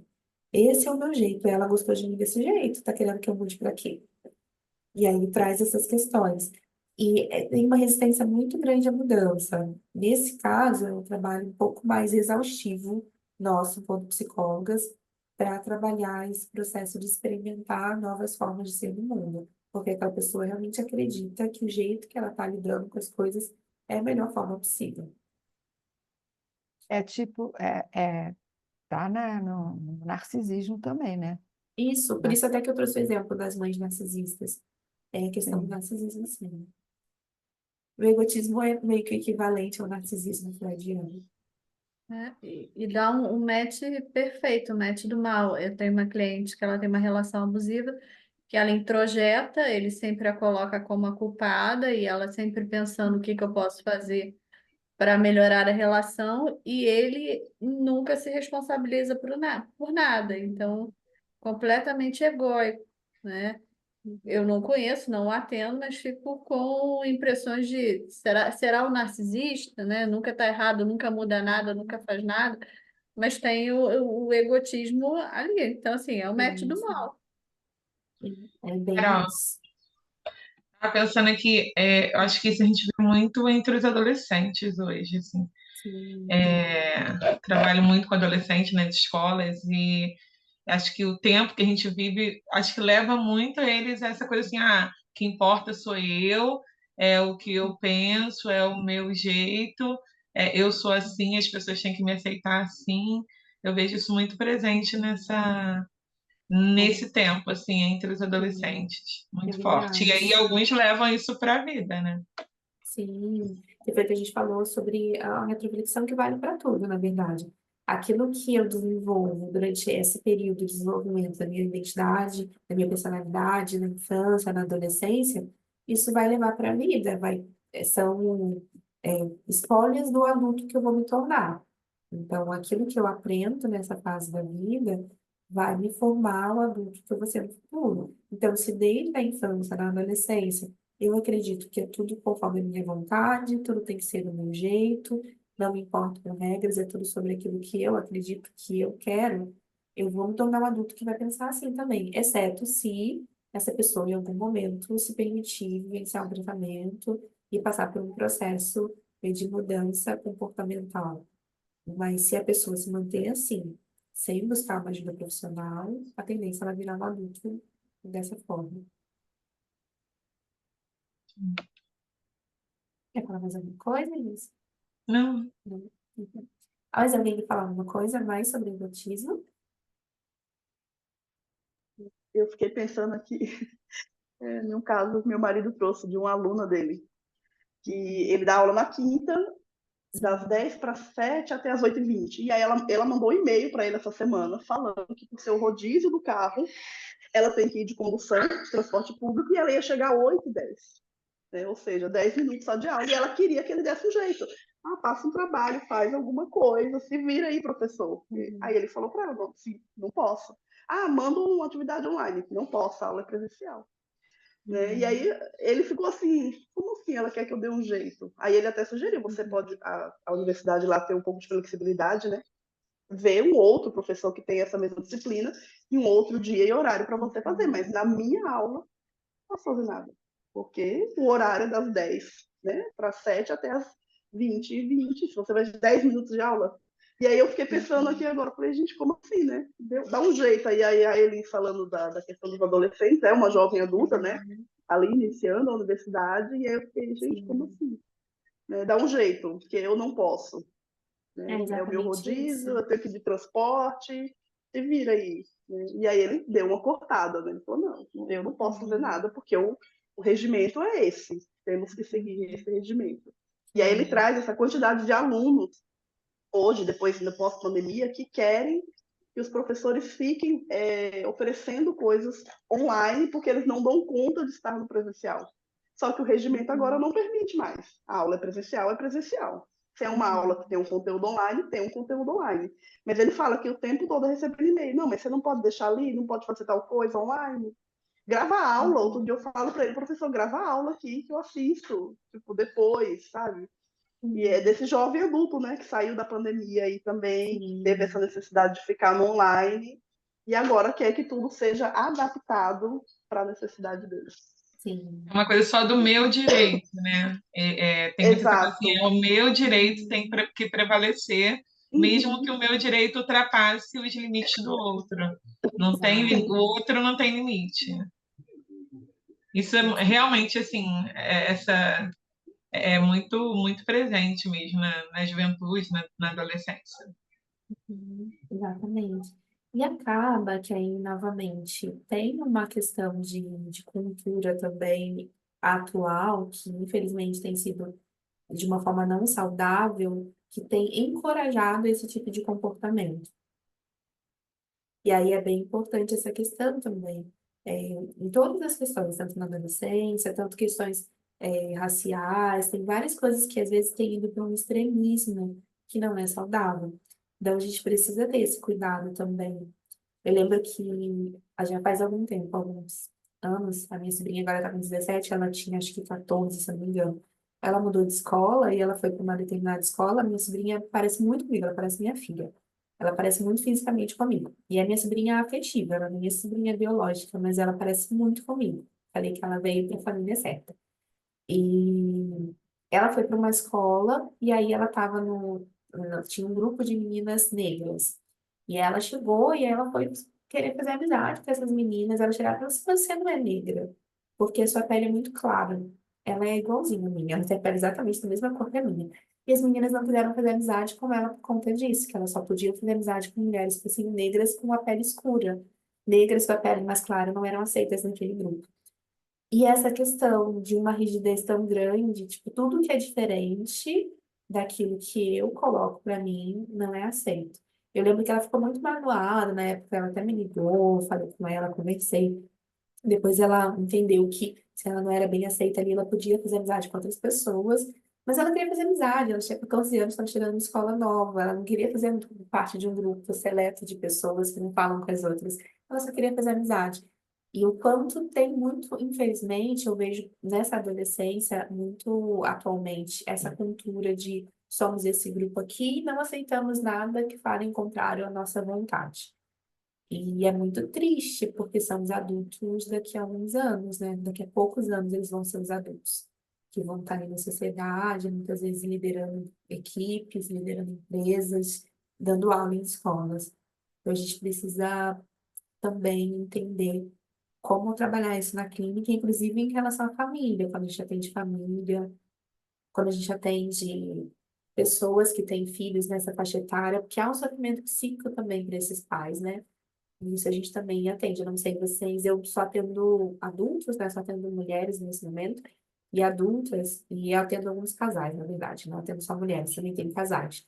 Mas o quanto é importante a gente também entender o sofrimento de quem está criando esses adolescentes.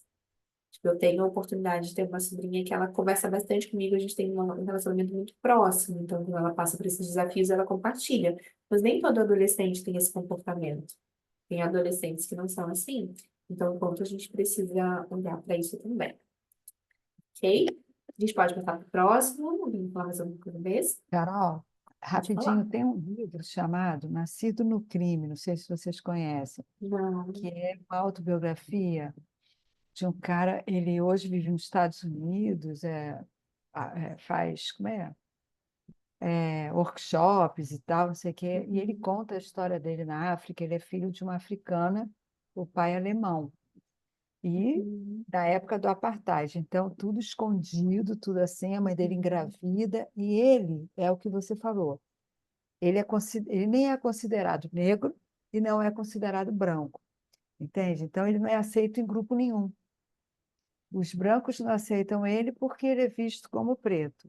E Uhum. entre os pretos não aceitam porque ele é visto como, então, tudo que ele passou naquela Uhum. época, né, com isso, sabe? Interessante, você falou agora, eu lembrei do livro, é muito bom, se Sim, vocês isso eu tiverem nunca vi. oportunidade, é Sim, maravilhoso, porque é a obrigada. história dele. Aí ele conta tudo que a mãe passou por conta disso, sabe? É muito legal. Nascido no Sim. crime, muito bom. E é interessante, assim, a gente pensar sobre isso, até esse tipo, às vezes a gente também, até a Cris trouxe um ponto que também é interessante.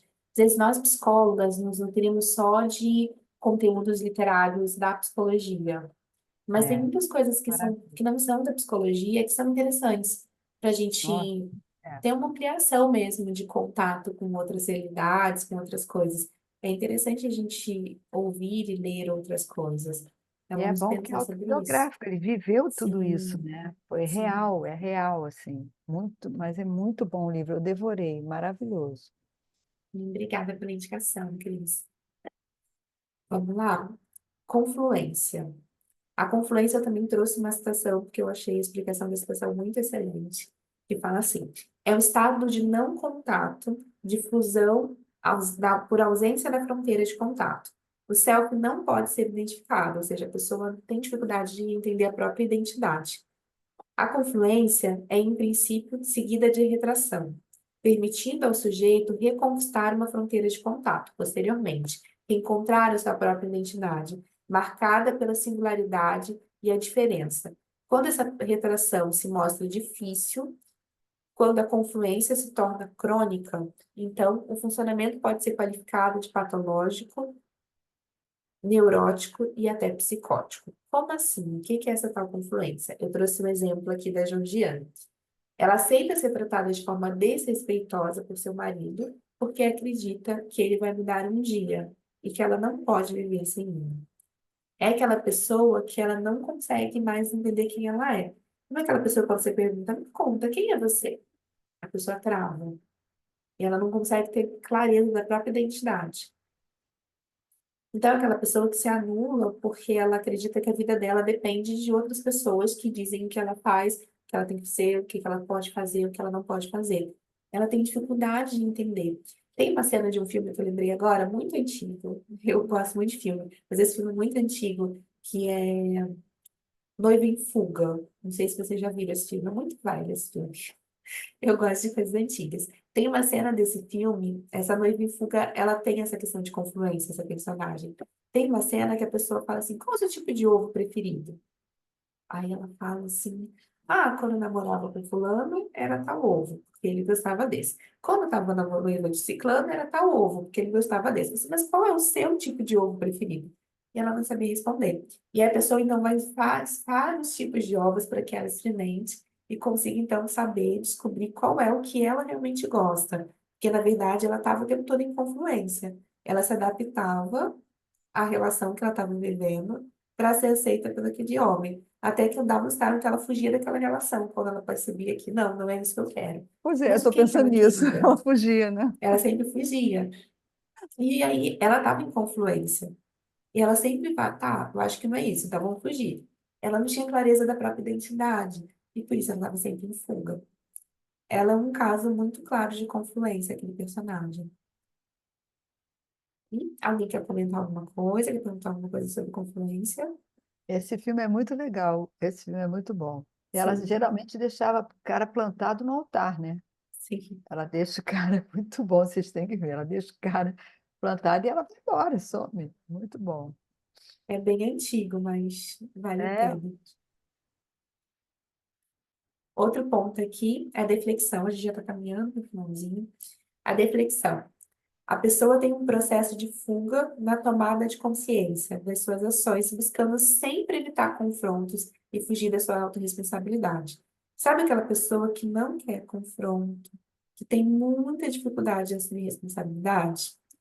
Ela age em deflexão. O meu exemplo que eu trouxe aqui, a Eloá, ela sempre entra em aplicativos de namoro, afirmando que busca um relacionamento sério. Porém, ela tem medo de marcar encontro e dificilmente participa de evento social. Eu vi um meme esses dias, de uma pessoa solteira que não gosta de sair de casa. Aí tava lá, solteira que não gosta de sair de casa, a menina dormindo, de pijama, aí toca alguém na campainha. Ai, olá, eu sou o amor da sua vida, que vim aqui te pedir em casamento, já que você não sai de casa. E para que que traz isso? É exatamente essa questão da reflexão. A pessoa fala que quer uma coisa, mas não faz movimento nenhum para conseguir aquilo, não se responsabiliza, acredita que tem que cair magicamente o que ela deseja e que ela não precisa fazer nenhum movimento. E toda vez que você traz isso para ela em terapia, ela deflete. Ah, não, não é bem assim. Ah, mas eu tento. Ah, eu acho que você está exagerando. Sabe aquela pessoa que sempre que você faz uma intervenção, ela está sempre ah, não, mas eu já falei pra você várias coisas que eu fiz pra tentar. E na verdade a pessoa tá sempre fugindo dessa autorresponsabilidade. E ela sempre deflete quando alguém traz à tona isso. Alguém quer comentar alguma coisa? Vocês lembraram de algum caso?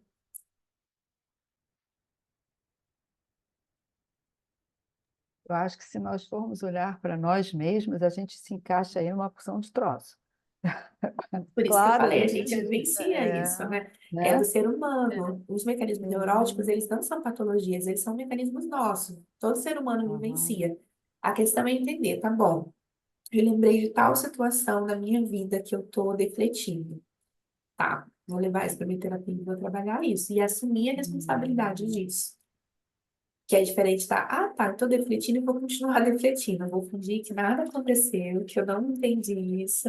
E aí a sua responsabilidade, que é como a gente falou no início, só a pessoa é responsável pelo processo de mudança. E então, Ah, pode pode falar, falar. Não, pode falar. sim. Então, só tenha um cuidado para não sair se rotulando e ficar assim, ah, eu tenho isso, isso, isso. E não fazer nada com isso. Os mecanismos neuróticos todos nós vivenciamos, mas a ideia hoje é para vocês não só terem, também a questão da autorreflexão é interessante, vocês terem conteúdo para a terapia de vocês, mas principalmente de ampliar a visão de vocês sobre os casos clínicos, de vocês olharem para os casos que vocês estão atendendo, e às vezes você está empacada em determinado caso, e fala, nossa, eu não tinha me dado conta que é um caso de confluência, que é um caso de deflexão, que é um caso de egotismo. E isso te ajuda a pensar um caminho terapêutico diferente, entendendo claramente o mecanismo de defesa que a pessoa está presa. Pode falar, Carol. É no livro do Pôster e Pôster, né? Eles falam dos mecanismos de interrupção de contato. e que eles podem ser usados sim a nosso favor, que eles não são ruins o tempo inteiro. Então, Sim, um exemplo da deflexão. Você está num ambiente onde começa uma grande discussão e você percebe, mas você não quer discutir, você não quer entrar naquele embate. E aí uhum, você deflete, você finge que aquilo não está acontecendo e uhum, você sai de alguma forma pela tangente. Então você sim, tem consciência daquilo, então ele pode sim ser usado a seu favor. Então, sim, vários mecanismos, como a Carol falou, não são patologias, são coisas que, de uma forma saudável, a gente pode usar, né? sim. Eles podem aparecer. A questão é não tornar aquilo como a única resposta possível. E aí, um outro exemplo de uma forma saudável da reflexão, por exemplo, você está atendendo uma pessoa e ela trouxe um tema que é sensível para você. Do nada, veio uma bomba. Você deflete, porque você vai ter que refletir aquilo que você pensa para ficar ali junto com o cliente, entender a perspectiva do cliente sobre aquilo. Tipo, por exemplo, teve, no CAPS, a gente chegava em pessoas aleatórias e eu já atendia abusador. Para mim é um limite. Mas eu estava no meio do atendimento. O que que eu ia fazer? Ah, sai daqui que eu não vou atender você. Não. Defleti a minha questão com isso, atendi a pessoa e depois encaminhei para um colega. Então, a deflexão, em alguns momentos, a gente usa bastante, em alguns momentos, no atendimento clínico. Então, é importante a gente pensar sobre isso. Deixa eu ver. Tem várias questões, assim, que a gente precisa se posicionar em alguns momentos que a gente pode usar. Então, introjeção, quando a gente está estudando um conceito novo. No início, você introjeta aquilo, tá? É para fazer desse jeito, mas nem sempre você entendeu o conceito. Você primeiro introjeta, tá? Eu entendi que tem que ser feito assim. Para depois, muitas vezes, você aprender. Ah, tá. Então, é por isso que tem que ser feito dessa forma. Quando a gente está estudando, a gente introjeta muitas coisas, aquelas fórmulas de química e física. Quem aqui lembra de todas as fórmulas de química e física que aprendeu no ensino médio? Eu. Quem é que lembra de alguma? De uma só? Nossa. Pois é, aquilo a gente introjetou momentaneamente. Então a gente sabia naquele período, mas não é uma coisa que precisou levar para a vida. Foi uma coisa que a gente entendeu que tinha que usar aquilo naquele momento. E é uma forma saudável também. Alguém mais quer falar alguma coisa antes de a gente passar para o próximo?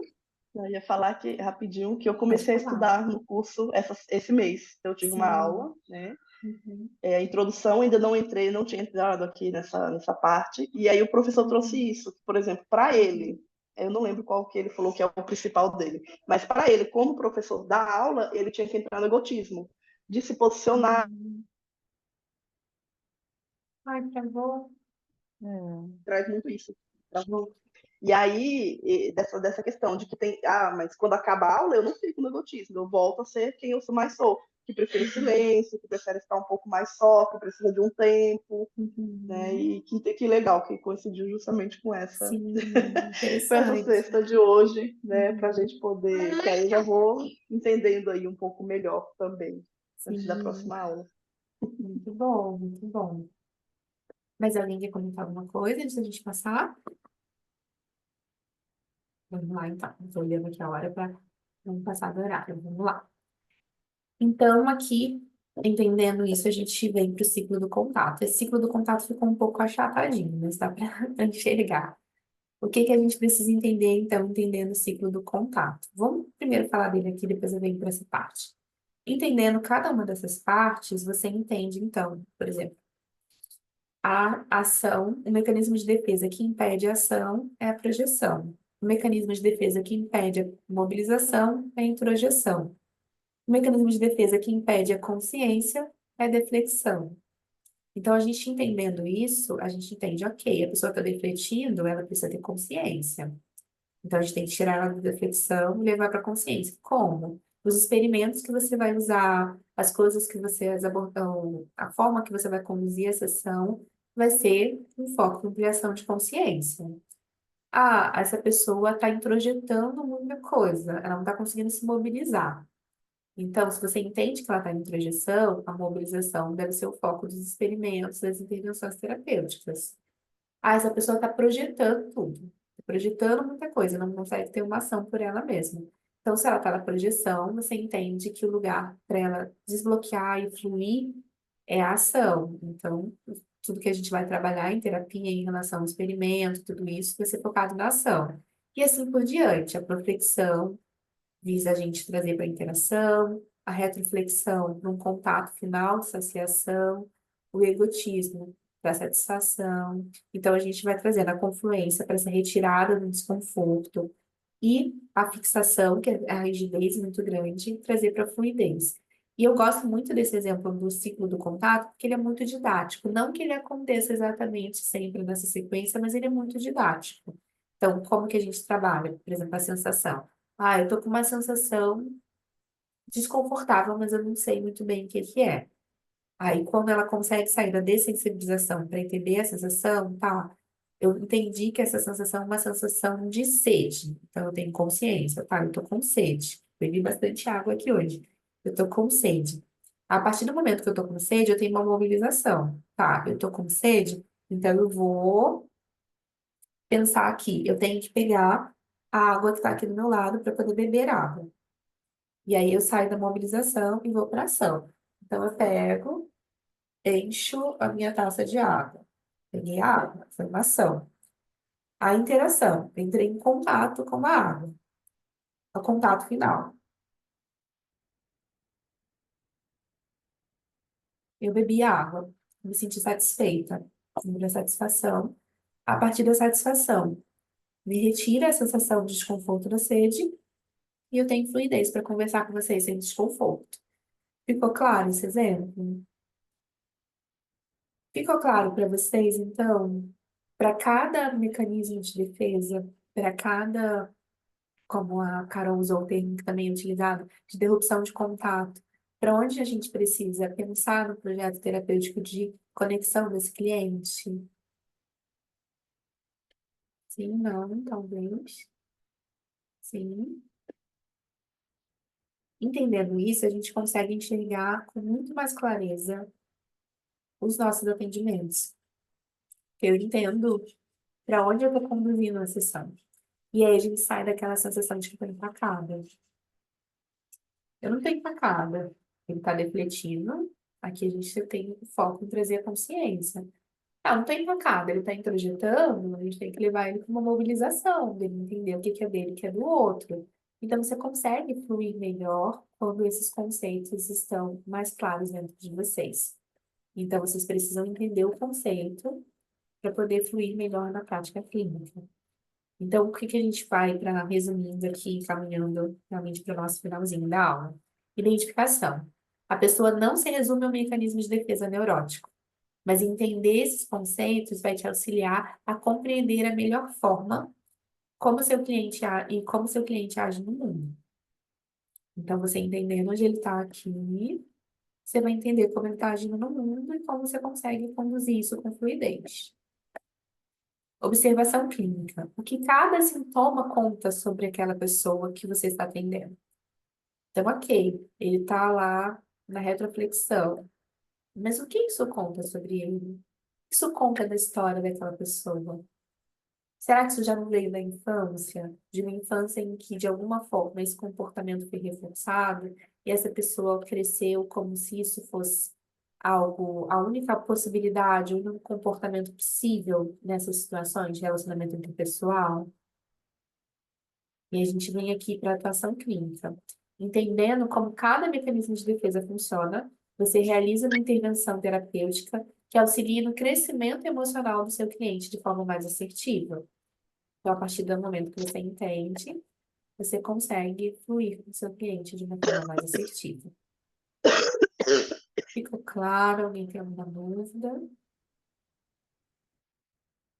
Hum, hum. A gente está caminhando para o finalzinho. Deixa eu sair daqui e voltar para vocês.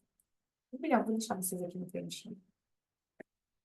Então, meninas, a gente está caminhando para o finalzinho. Alguém tem alguma observação? Quer falar alguma coisa antes da gente terminar? Quais foram os principais insights da nossa sexta gestáltica de hoje?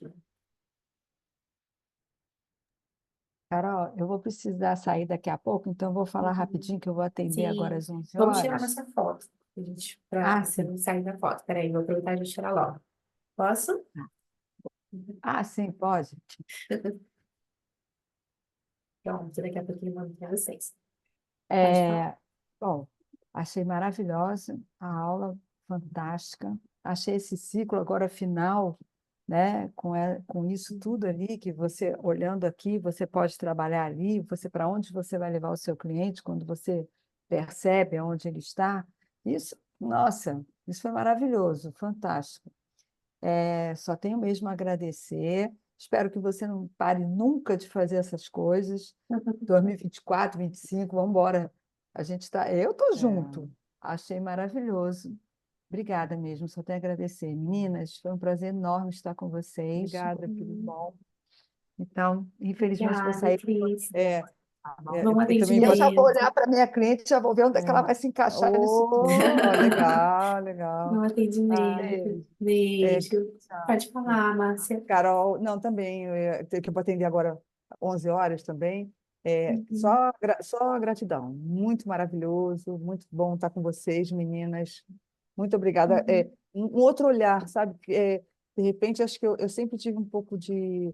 é, Ficava meio armada, assim, que era, é tão difícil isso. De repente, você trouxe de uma forma tão clara, tão interessante, com esses exemplos, com tudo. Maravilhosa a aula. Muito obrigada. uhum. Bom, fico Vou me feliz. Boa despedir. prática Pois para você, é. bom Ah, atendimento. obrigada, obrigada. Uhum. Depois, só lembrando, Carol, depois, quando você puder, só manda os dias das supervisões, ficou só Mando, faltando mando. isso, Mando lá tá? no grupo. Beijo, meninas. Beijo. Bom final de semana. Até a Tchau. próxima. Beijo. Até. Quero falar a mesma coisa. Carol, muito obrigada, foi excelente. Eu gosto muito de falar desse tema, eu acho super interessante.